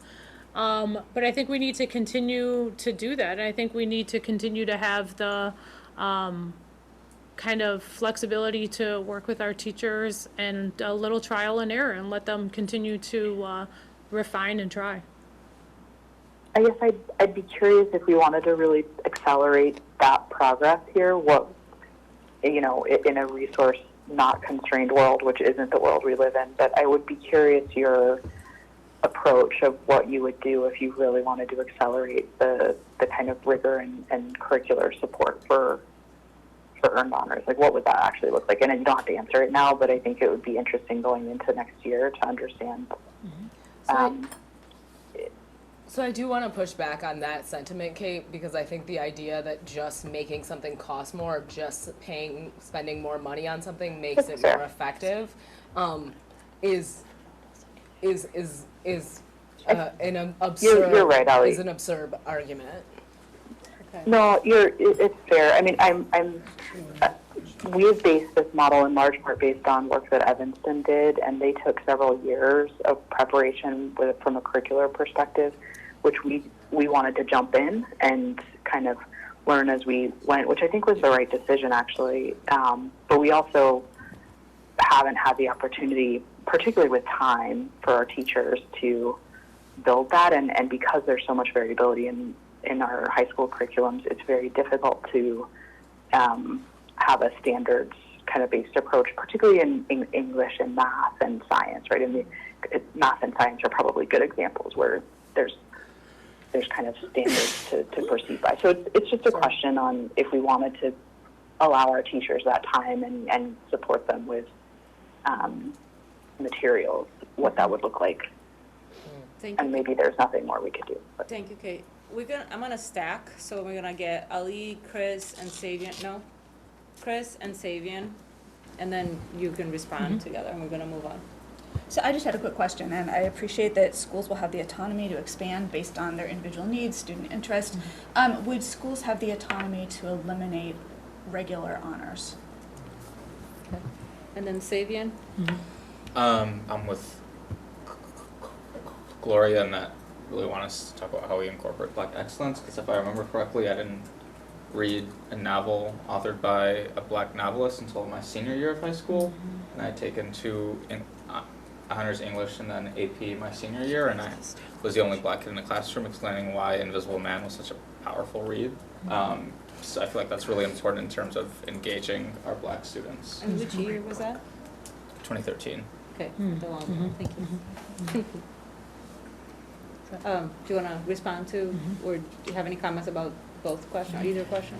So I would say that we never set out in the beginning, right, with this intent to completely eliminate one and move the other one in sort of full sweep over any set period of time. We do know that there are some schools who are ready to phase in more earned honors right now because they have perhaps had success with it. Families and students are asking for it.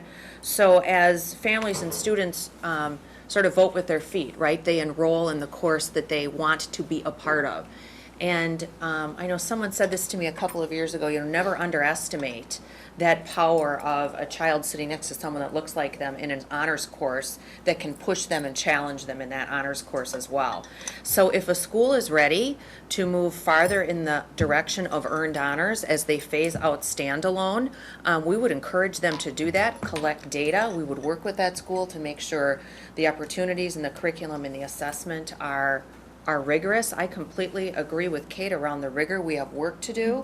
But I do think if a school is ready to start to increase the phase-in of earned honors, we want to allow them to do that based on what their students and families need. And then around the Black Excellence Alignment Curriculum is something we're going to look at pretty We're soon. moving through it. Is there anything else you want to add on that? Yeah, I mean, so you see that also, not just at high school, but like with our K-5 lit adoption, really looking through all the materials we have and seeing what do we have that's culturally relevant, highly rigorous, standards-based, and really taking a look at what we've been using, what we need to replace or adjust. So we see that K-12 across the board. And is it aligned with Act 31 sort of efforts that you were trying to? The only other thing I would say around Black excellence that I think has been our focus is our students and ensuring that the adults are seeing their talents, their brilliance as they're coming in, and this earned honors is an opportunity that we haven't had in the past, that there have been gatekeepers and some barriers. And so we want to make sure that every opportunity in every classroom, students are able to showcase that.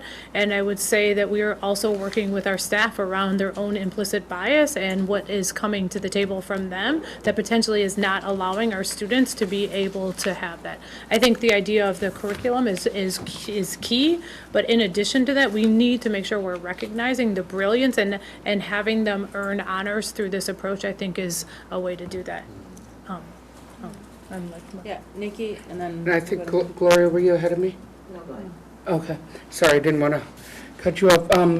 My question is this: before our school does get rid of standalone instead of earned, is there a way the board has a voice in that, or is that solely a school decision? And Gloria, did you have another comment, or no? Okay. I just want to get to back to Black excellence. Okay. so I don't know if I have an exact answer for you on that, Nikki, but schools make decisions on a regular basis about what courses they offer and the courses that students have access to based on student selection. So every year, our schools have to make decisions about what courses are going to run and what courses are offered based on the number of students that are accessing or wanting to access a particular course. So it's a cycle that our schools have. It's an ongoing kind of data process that our schools use. And I would assume our schools will continue to use that based on what students are choosing to elect into in terms of courses, and then they do an instructional design. They allocate their FTE based on the courses that the students are interested in and make shifts that way. May I just ask one, it's just really quick, and that is, I understand that, and that makes a lot of sense. My question is just when it's completely eliminating it is what I'm saying. That's where I go. Yeah, I would say, Nikki, we'll keep the board updated on Could we- that, but the curricular decisions really. Oh, yeah, updated that's at up to the schools, and I agree, it's just the complete eradication that I wanted to know if the board would know ahead of time. We'll keep you updated. Thank you, Jane. I appreciate that. We're gonna move on. All right. All right, so for our advanced learning portion, we wanted to do an overview of the 5 main plan areas, and then there's quite a bit of things in the appendix as well, including the data sheet that's attached. So first, these are our highlights that align to that. So really looking at our student strengths and talents, we've looked at our screening processes. So I know there were questions around local norms. So our local norms we adopted with the new plan in 2017, but we'd been using local norms before that, before we had been here also.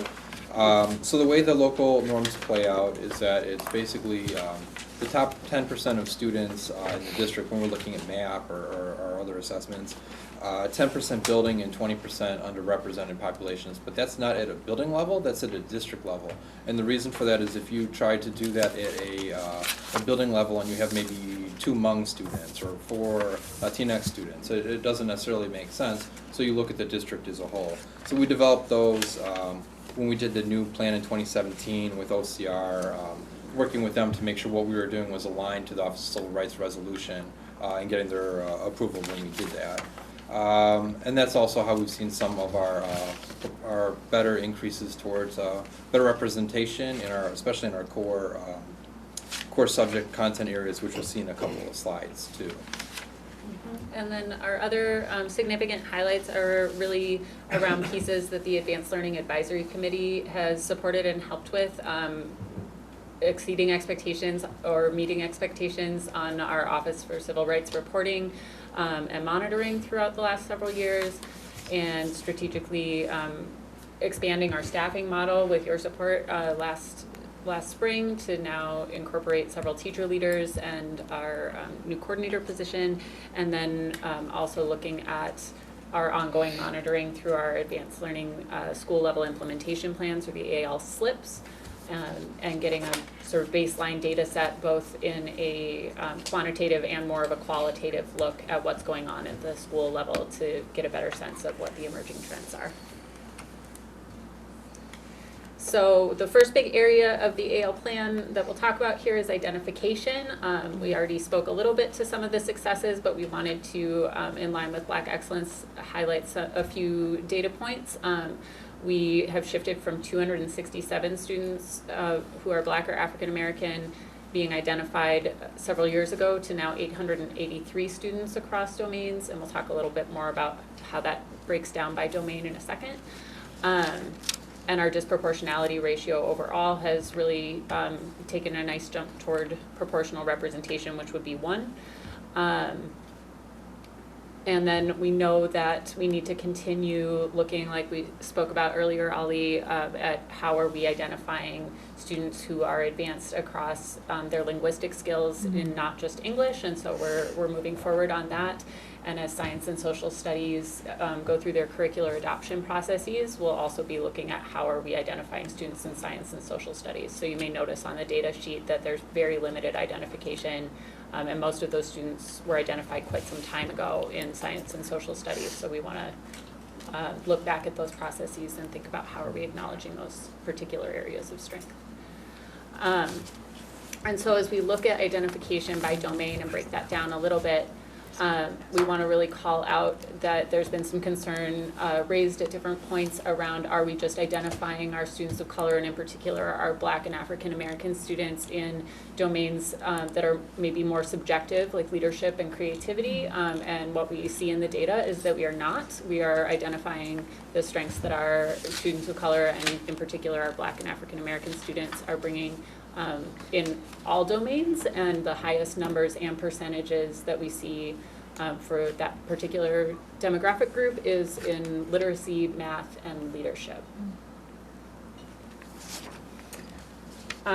So as we move into the development of tiered supports, we've really been focused on tiers 1 and 3 to this point, knowing that building up a robust core and differentiation in the core classroom is our highest leverage point for supporting advanced learners across their experiences in school. And so really leaning into how are we co-teaching, how are we coaching classroom teachers, how are we supporting across the school throughout the school day. And to that point, we worked with the math and literacy departments last year to build out some tier 1 extensions, and we'll be completing that through the course of this year. We also worked really hard on our acceleration protocols and processes to get a more clear system for how are we approaching both full grade acceleration and subject acceleration for students. And now this year, the main work will be leaning into tier 2 supports, and what are we doing for those students who maybe differentiation isn't quite enough to give them the level of challenge that they need, but also a full acceleration into the next grade level of coursework might be a little bit too far of a stretch. So what's that sort of middle ground that we're meeting for students? And you may remember in the past we've had sort of a laundry list of tier 2 supports across domains, and we're really working to cull that down to some high leverage, well vetted strategies that we can make sure that we're developing or supporting our advanced learning staff in their professional development around some really high quality resources, and making sure that we have a little more coherence in our strategy for how we're implementing that across schools. So that's the main body of work for this year. Our advanced learning specialists, speaking of them, have really grown a lot, as you'll see in the SLIP data that's in the appendix. They've started to really get a sense of how this balance of co-teaching and co-planning and coaching works in relationship to the direct support of students, although that's definitely still a work in progress and something that is hard to fit in a 0.5 position. I know the board recognizes that, which is why we implemented this teacher leader work at both the 2 elementary schools and 2 middle schools.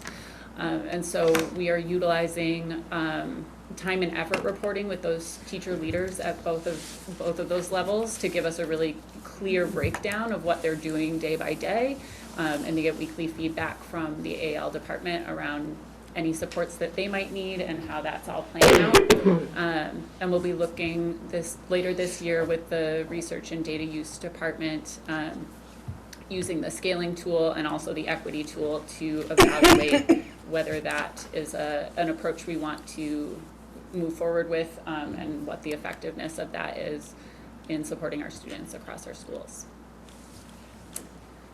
Then as we look at the communication and collaboration section, we've had some really great successes around our ad campaign last year and starting to shift the narrative around what advanced learning is and who advanced learning is meant to serve.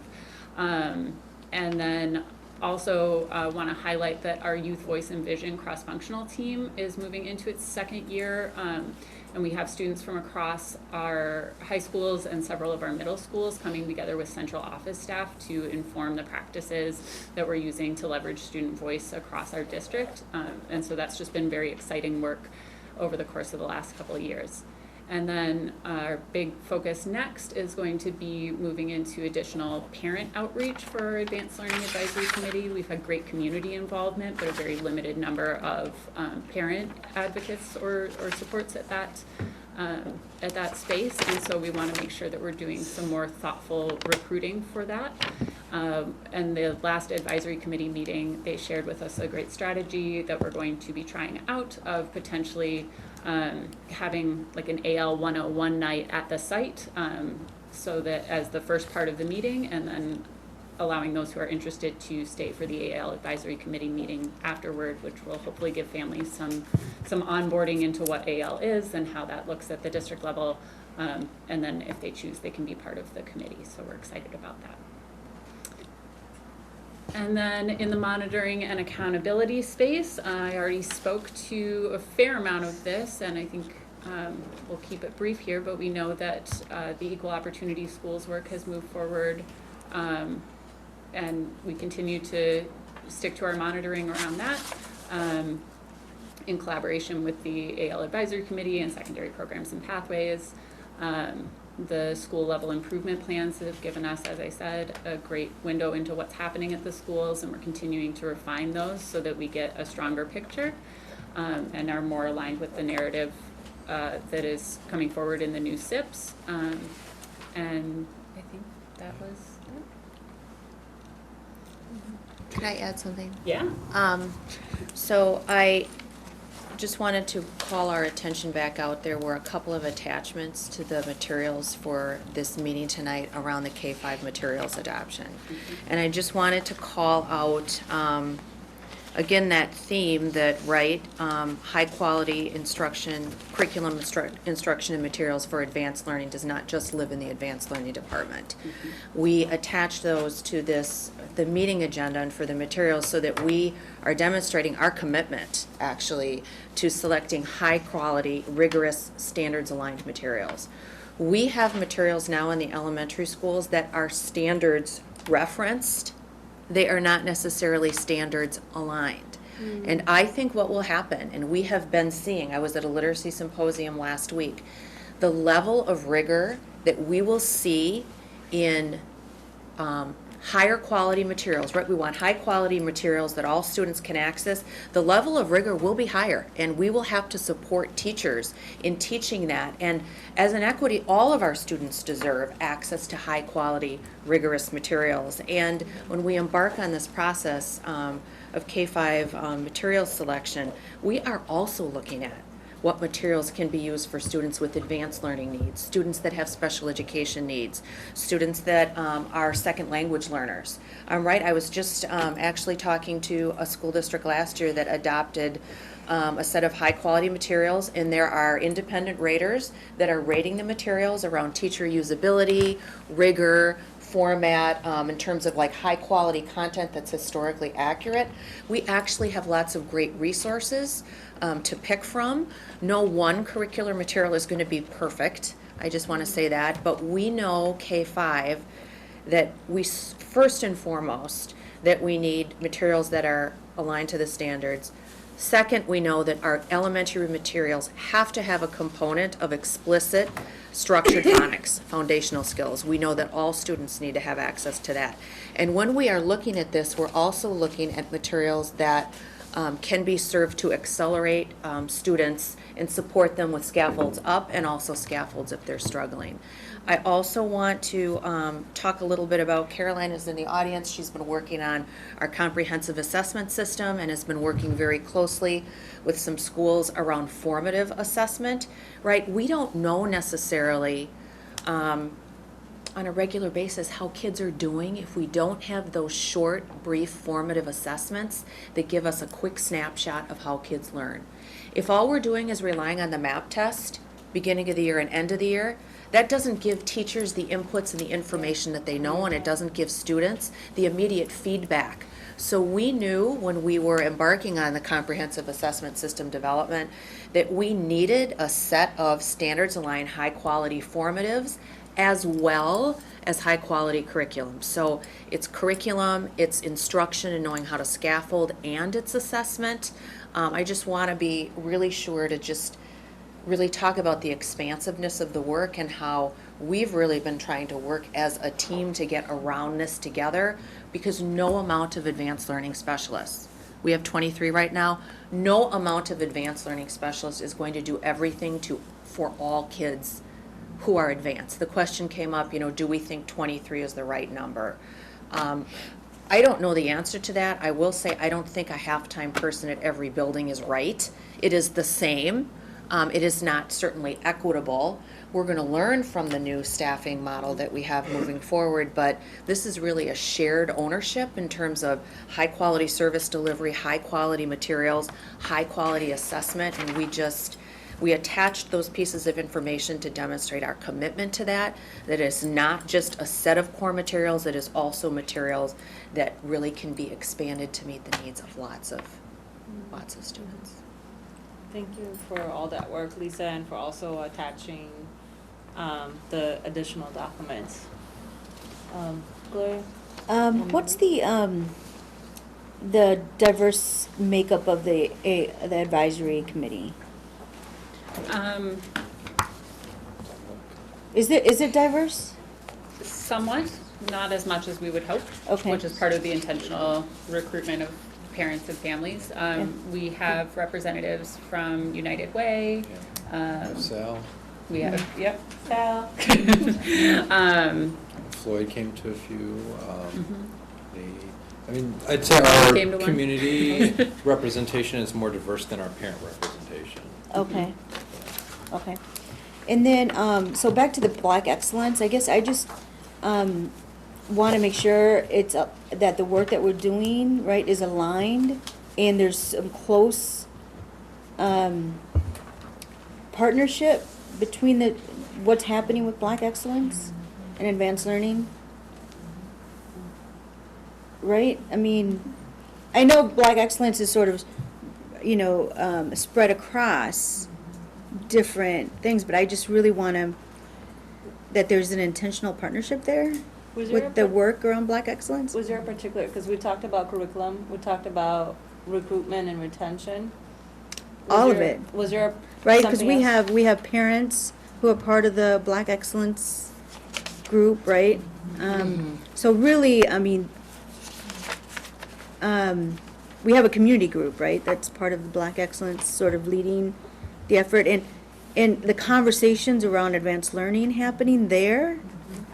I guess what I'm looking for is really the opportunity for them to lead this work as well, right? To hear what they would like, and understanding what the difference between earned honors and advanced learning. Yeah, Jane? Yeah, I think it's really important that we make an opportunity and space for parents to have input to this plan and to the work that goes forward. Right now, I think Nichelle maybe can talk to this a little bit, but we're just formulating the work of that group, and certainly they need to be, a part of this work as well. So, did you have anything else to add to that, Nichelle? Yes. So regarding the Black Excellence Coalition, remember this is an invitation out to parents of Black children in the district, which means you may have white parents who are parenting Black children and or Black parents or some other mix thereof. And we just had our first meeting, which was more a look back at our data for last year and kind of grounding everybody. Certainly advanced learning, talking with parents around their desires and interests around kind of these advanced opportunities is certainly a topic, just as the curriculum. There are lots of kind of topics that the group has expressed interest in. And I'm going to say this, and I hope it doesn't sound rude. I also want to make sure that when we talk about creating a space that is around coalition building, it honors the fact that parents actually get to co-define what they want to do and where they may want to spend some energy. And what I'm trying to balance right now, because I am a district staff person, I do help lead that group, is that it's starting to feel like the Black Excellence Coalition will now just be the feedback group for the Black folks or the people who have a close affiliation with Blackness to now be on the updated list of the referendum, the this, the that. And so if that's where we're gonna go, then I need to be clear with this group. Like, you're a feedback group. You represent a community of color. You are people of color. People want and are interested in your feedback, legitimately so. But if that's what this group is going to be, it's cool. Then I just need to move differently with some other parents around where they get to have some say, because I just want to honor that. So I like where you're going in terms of right now. We haven't had a direct opportunity yet to kind of sit at the table together, and we need to do that. I guess I mean, I think, thanks, Nichelle, for saying that. I mean, I think it is much more than just the feedback, right? It is getting their voice on the process and having them be part of it, right? As we move forward. I mean, all throughout evaluation, right? What's working for our African American students? And really having them be part of the whole process, rather than, I think it helps when we have the educators, right? But also in doing this in partnership with parents. Even if it is parents specifically with Black kids who are in Earn Honors or Advanced Learning, right? It doesn't have to be Black Excellence. It doesn't have to be the coalition, but in general, Black Excellence, right? That's where we want to go, right? So, Ali had a comment. Yeah, so just really direct follow-up to what Gloria's saying. Has the Black Excellence Coalition, as it's currently operated, identified advanced learners as an area of emphasis for the group as of right now? Not yet at the moment. Okay. That's fine. Yeah, I mean. But I'm like, I think that's what you're saying, is like, these folks are saying this is where we want to spend our time, and this hasn't been that, and I don't want to take anything away from the fact that folks are probably rightfully identifying there are areas of greater urgency that folks want to emphasize. So, yeah, I mean, I think part of the challenge right now, honestly, is there are so many issues.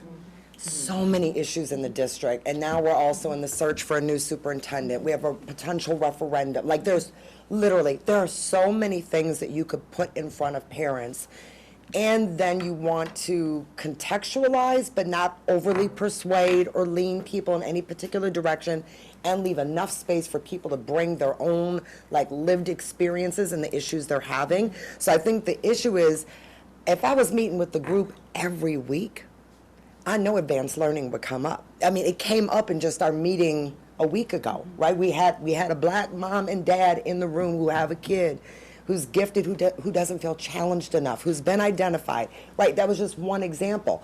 I know that I'd have to be meeting with folks weekly or every other week to try to get enough context built and then say, where do we want to push in? So I think where I'm trying to still balance is, what's the right frequency? How do you build a core group? Because it's like there's parents that are new almost every time we meet. And yeah, do I help propose the 4 or 5 limited topics for the year and say, this is where we're going to dive in, and here's why, or this is my recommendation to you, or do I let that more emerge from the group? So this is not in opposition to getting more parents in on advanced learning. That to me is a no-brainer. I think I'm still trying to calibrate how to get get parent voice in it without completely taking over the coalition. Yeah, I'm like, I had a question that was beyond feedback to your point and your point, Gloria. But Jane, did you have something else to that? Well, I was just gonna say, I think, this is new work for all of us, and we have to really figure out the best strategies and the best ways to actually bring people in and give them space to tell us what they need to tell us, but also help them see the kinds of things that we are working toward, and how can we become those partners together. So it's a combination of giving space and honoring what they are bringing to us. And also, I think that there is some of this work, I don't think all of inclusion of Black students is on Black excellence. And so I want to say that if you go back a few slides to 8% of African Americans being enrolled in advanced learners to 23%, that's your work. And I think that's work you all should be very proud of. And Leanne, I actually deeply appreciate your leadership in being really passionate and having a tremendous amount of conviction in our ability to recognize students of color as advanced in all areas. And so I think that's a relevant thing to highlight and to be proud of, and it shows that we're moving in a significant way. But I think the question around materials or rigor and curriculum, those questions to me kind of hit a series of sore spots in terms of, are we sort of always looking for this new great curriculum? How long do we expect a curriculum or a curricular approach to last? And are there approaches that are proven as more sustainable, more useful, are easier to differentiate? And I think about methodology and approach. And I think of how Waldorf does differentiated education. I also think getting at some of, and this is not just, some of this is in response to what you were just saying, Lisa, in terms of the materials we're looking for. Some of this is a response to what I'm hearing other board members say around, should the board make the ultimate decision? And I hear board members using words like regular honors versus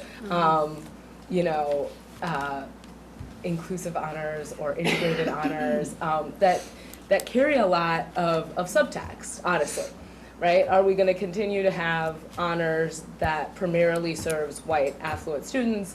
If we have less of that, the board wants to say, and I think that one of the things that we would, kind of run parallel to that is, well, if you're talking about special education, and let's say you have a piece of equipment in a school that's for a specific kid who needs that, you wouldn't say, well, if we're going to take that piece of equipment out and give it to another school when that kid is done using it, the board's gonna vote, right? Like, we would distribute those resources appropriately to meet the needs of the students. And I think we should have that same approach to advanced learners, that we trust our schools and our principals and our teachers to provide accommodations that are specific to the students.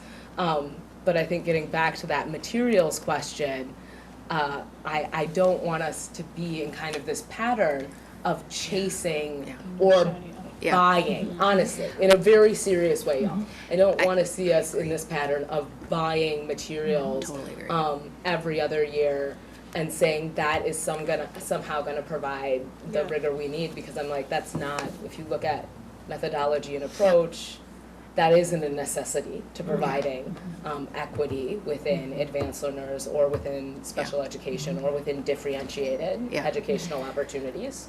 Can I respond to that really quickly, because you're sparking something in me. I was listening to someone last week, and this idea of, instead of viewing differentiation as always having a new book or a different book or a harder book, differentiation is also about helping teachers. It's more about helping teachers to provide the right scaffolds and supports for students, right? It's do we want teachers to have tools that they can draw from? Absolutely. But our most important investment in our schools, our children, of course, first, but our teachers, and supporting them to have the power to scaffold effectively. Teachers have an incredible amount of power walking into a classroom. They can scaffold up, or they can scaffold down. And if we can support teachers with one part tools and resources, but more heavily investing in this notion of really helping children to see themselves and their lived experiences as assets, and historically accurate content that's inclusive and culturally responsive. If we can invest in teachers to support that kind of work, where they can pick and choose some tools that maybe are on a menu of options, like that's the money move, right? That's where you want to invest in teachers that have that ability to know the level you want kids to be at, and then the great power that they have to scaffold up or down on a daily basis for kids. Absolutely. And for me, when you think about this, it's the difference between saying, hey, we're going to make sure that there's always a book that's written by a black woman, right?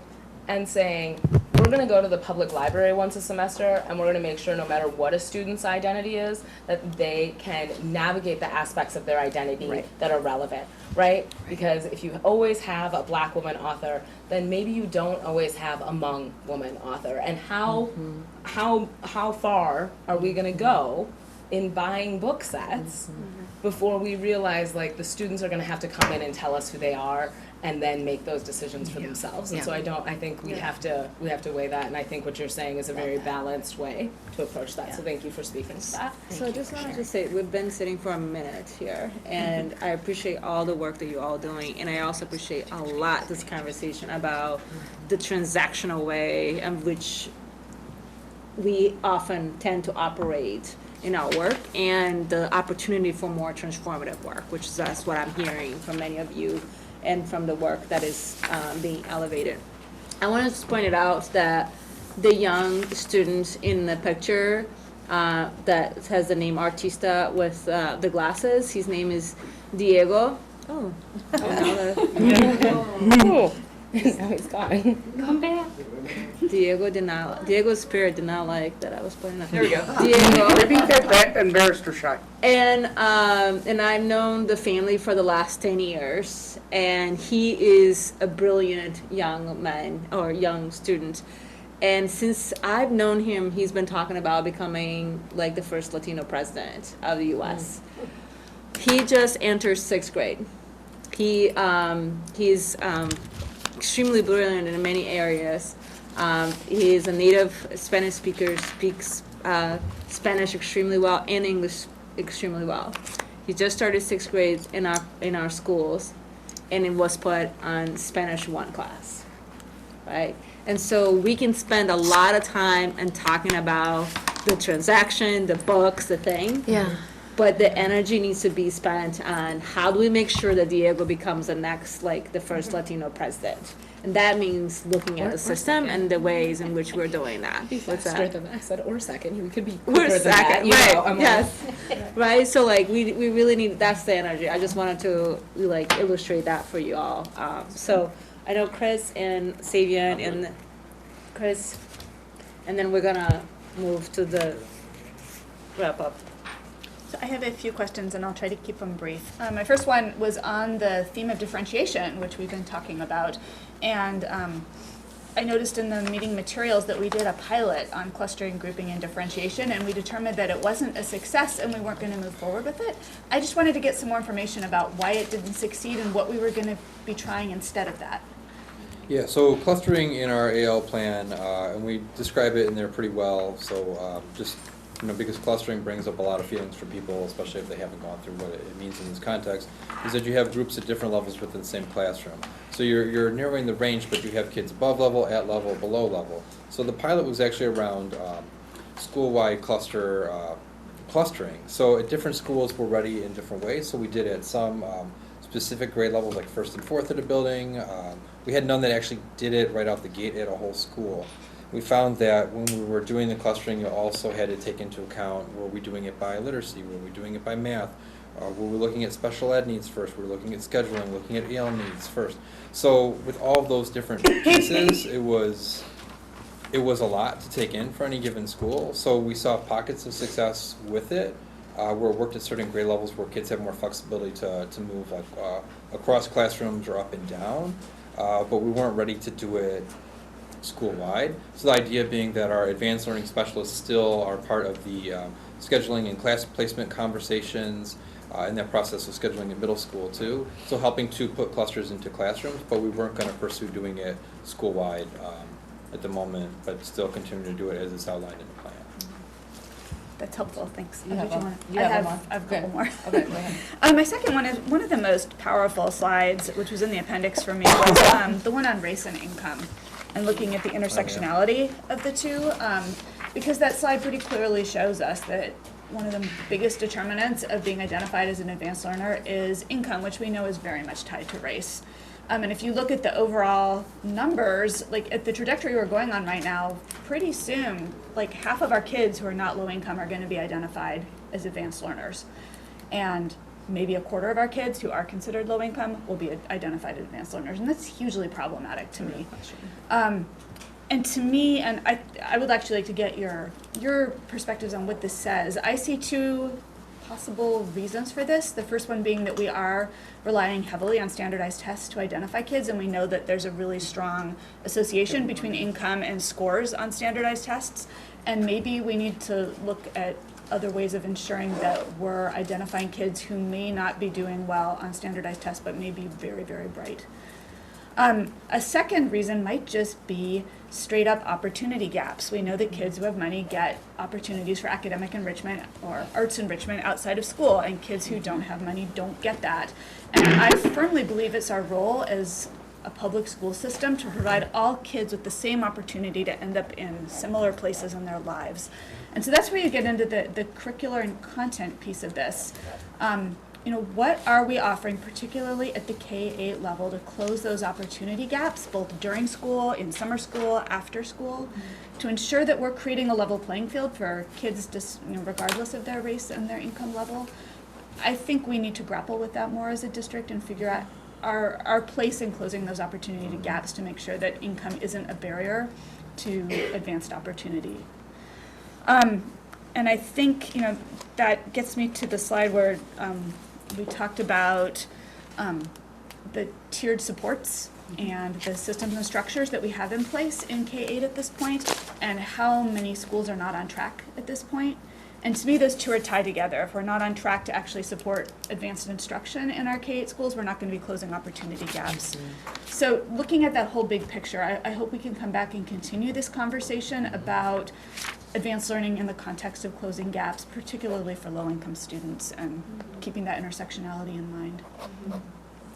Yeah, I absolutely agree. I think the other piece I would highlight in terms of reasons, other than the two significant pieces that you mentioned, is that we approached our identification system with a really intentional eye toward race. And so as we move into the next iteration of the plan, and as we go through that plan evaluation process, I think it's going to be really important that we look at that intersectionality more closely and think about who are we still not catching, who are we still not supporting the ways that we need to be supporting all of our students. So I really appreciate that point and just absolutely agree. And then my last piece is just a really quick question or point about future agendas, and that is I appreciated having all the reading materials included here, but it was agended as an advanced learning discussion item. I would actually like to see a reading conversation on the agenda fairly soon, just to talk about reading curriculum, because it's super So there's important. a lot of things that we wanted to have on agenda very soon, so I just wanted to point it out. So if no one have anything to add to what Chris said, Kate has a comment. Okay, go ahead, Kate. Yeah, thanks, Ananda. I think my hope for this discussion was that we could move kind of past the identification discussion and into what does support look like. So Leanne, you just said kind of catching the right students and supporting them, and I think we've made huge strides in the catching part over the last couple of years, and there's certainly more to do. And I don't want the support discussion to get confused with a books and curriculum discussion, although I think that is a part of it. Our teachers are busy. They have, especially in the K through 5 world, they have a variety of needs in a single room that they are meeting and catering to and differentiating for.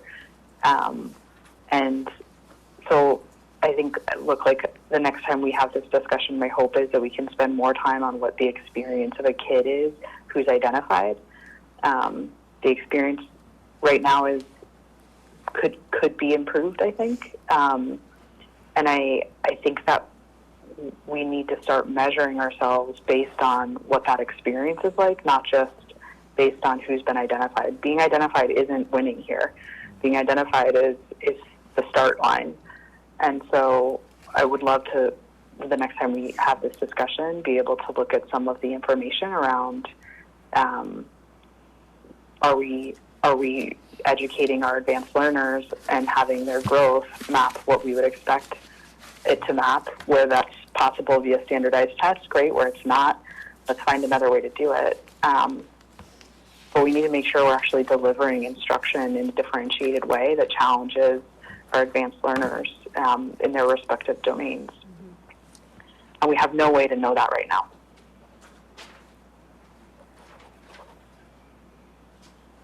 Do you have any comments on that, or is it something that?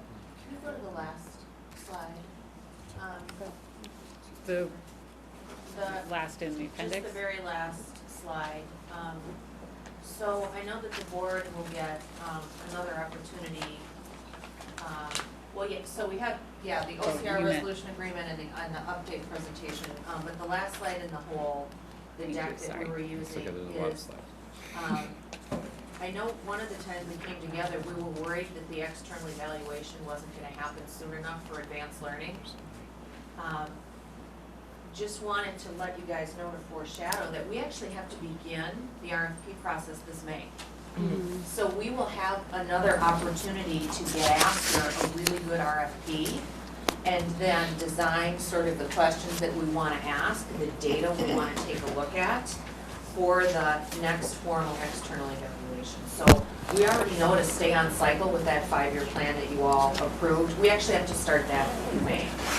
So there's that. So I want you to know that there's going to be another routine of sort of us talking with you about all of that, and a place for you to be involved. And then also just wanted to follow up the advanced learning director hiring timeline.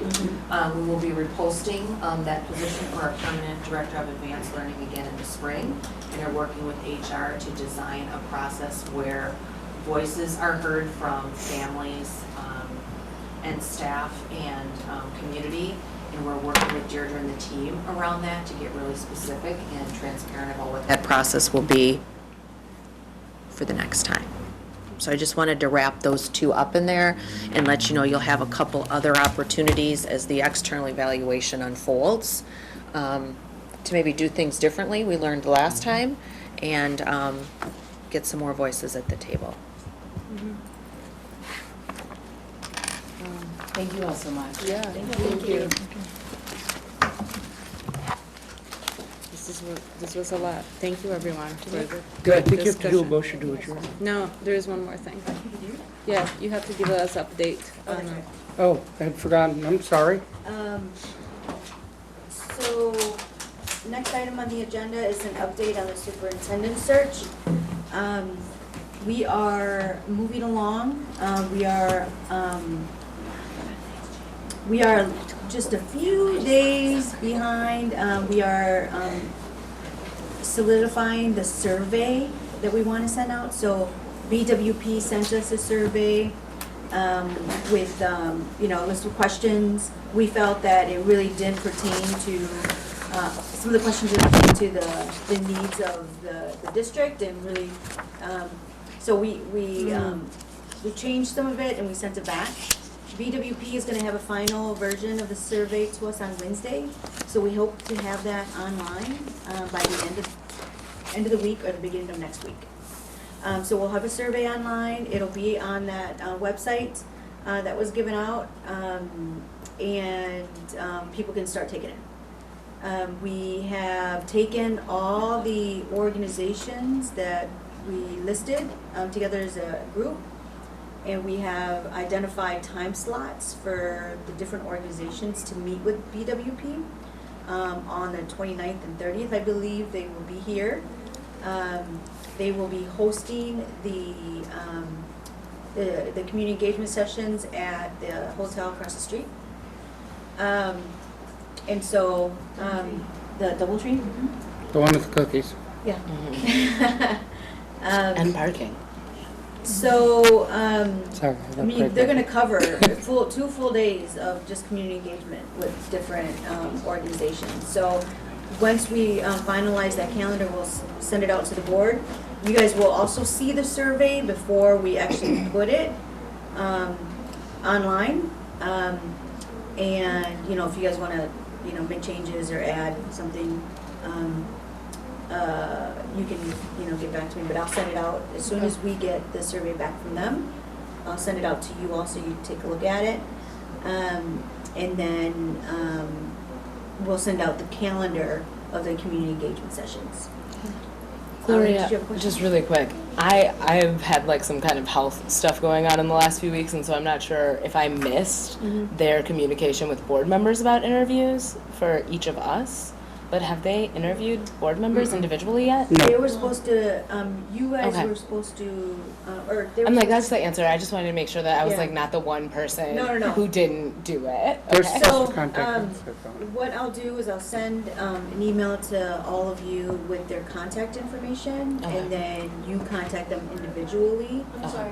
The, I sent them all of your contact information, your private phone numbers and everything, and they will start doing that. They're gonna reach out to So, us. yes, they will. They're Okay. gonna- okay. Thank you Sorry. both. Sorry. I appreciate that information. Either way, Either either way. we'll get you guys scheduled. I Okay. think it can be over the phone. It can be, they may have some time slots while they're here. Okay. But, yeah. Any other questions? That's where we're at. Thank you so much for the Yeah, update. thank you. That's Yeah. really helpful. Yeah. Okay, let's entertain a motion to adjourn. So moved. Chris, second by Gloria. Anika, your advisory vote. All those in favor?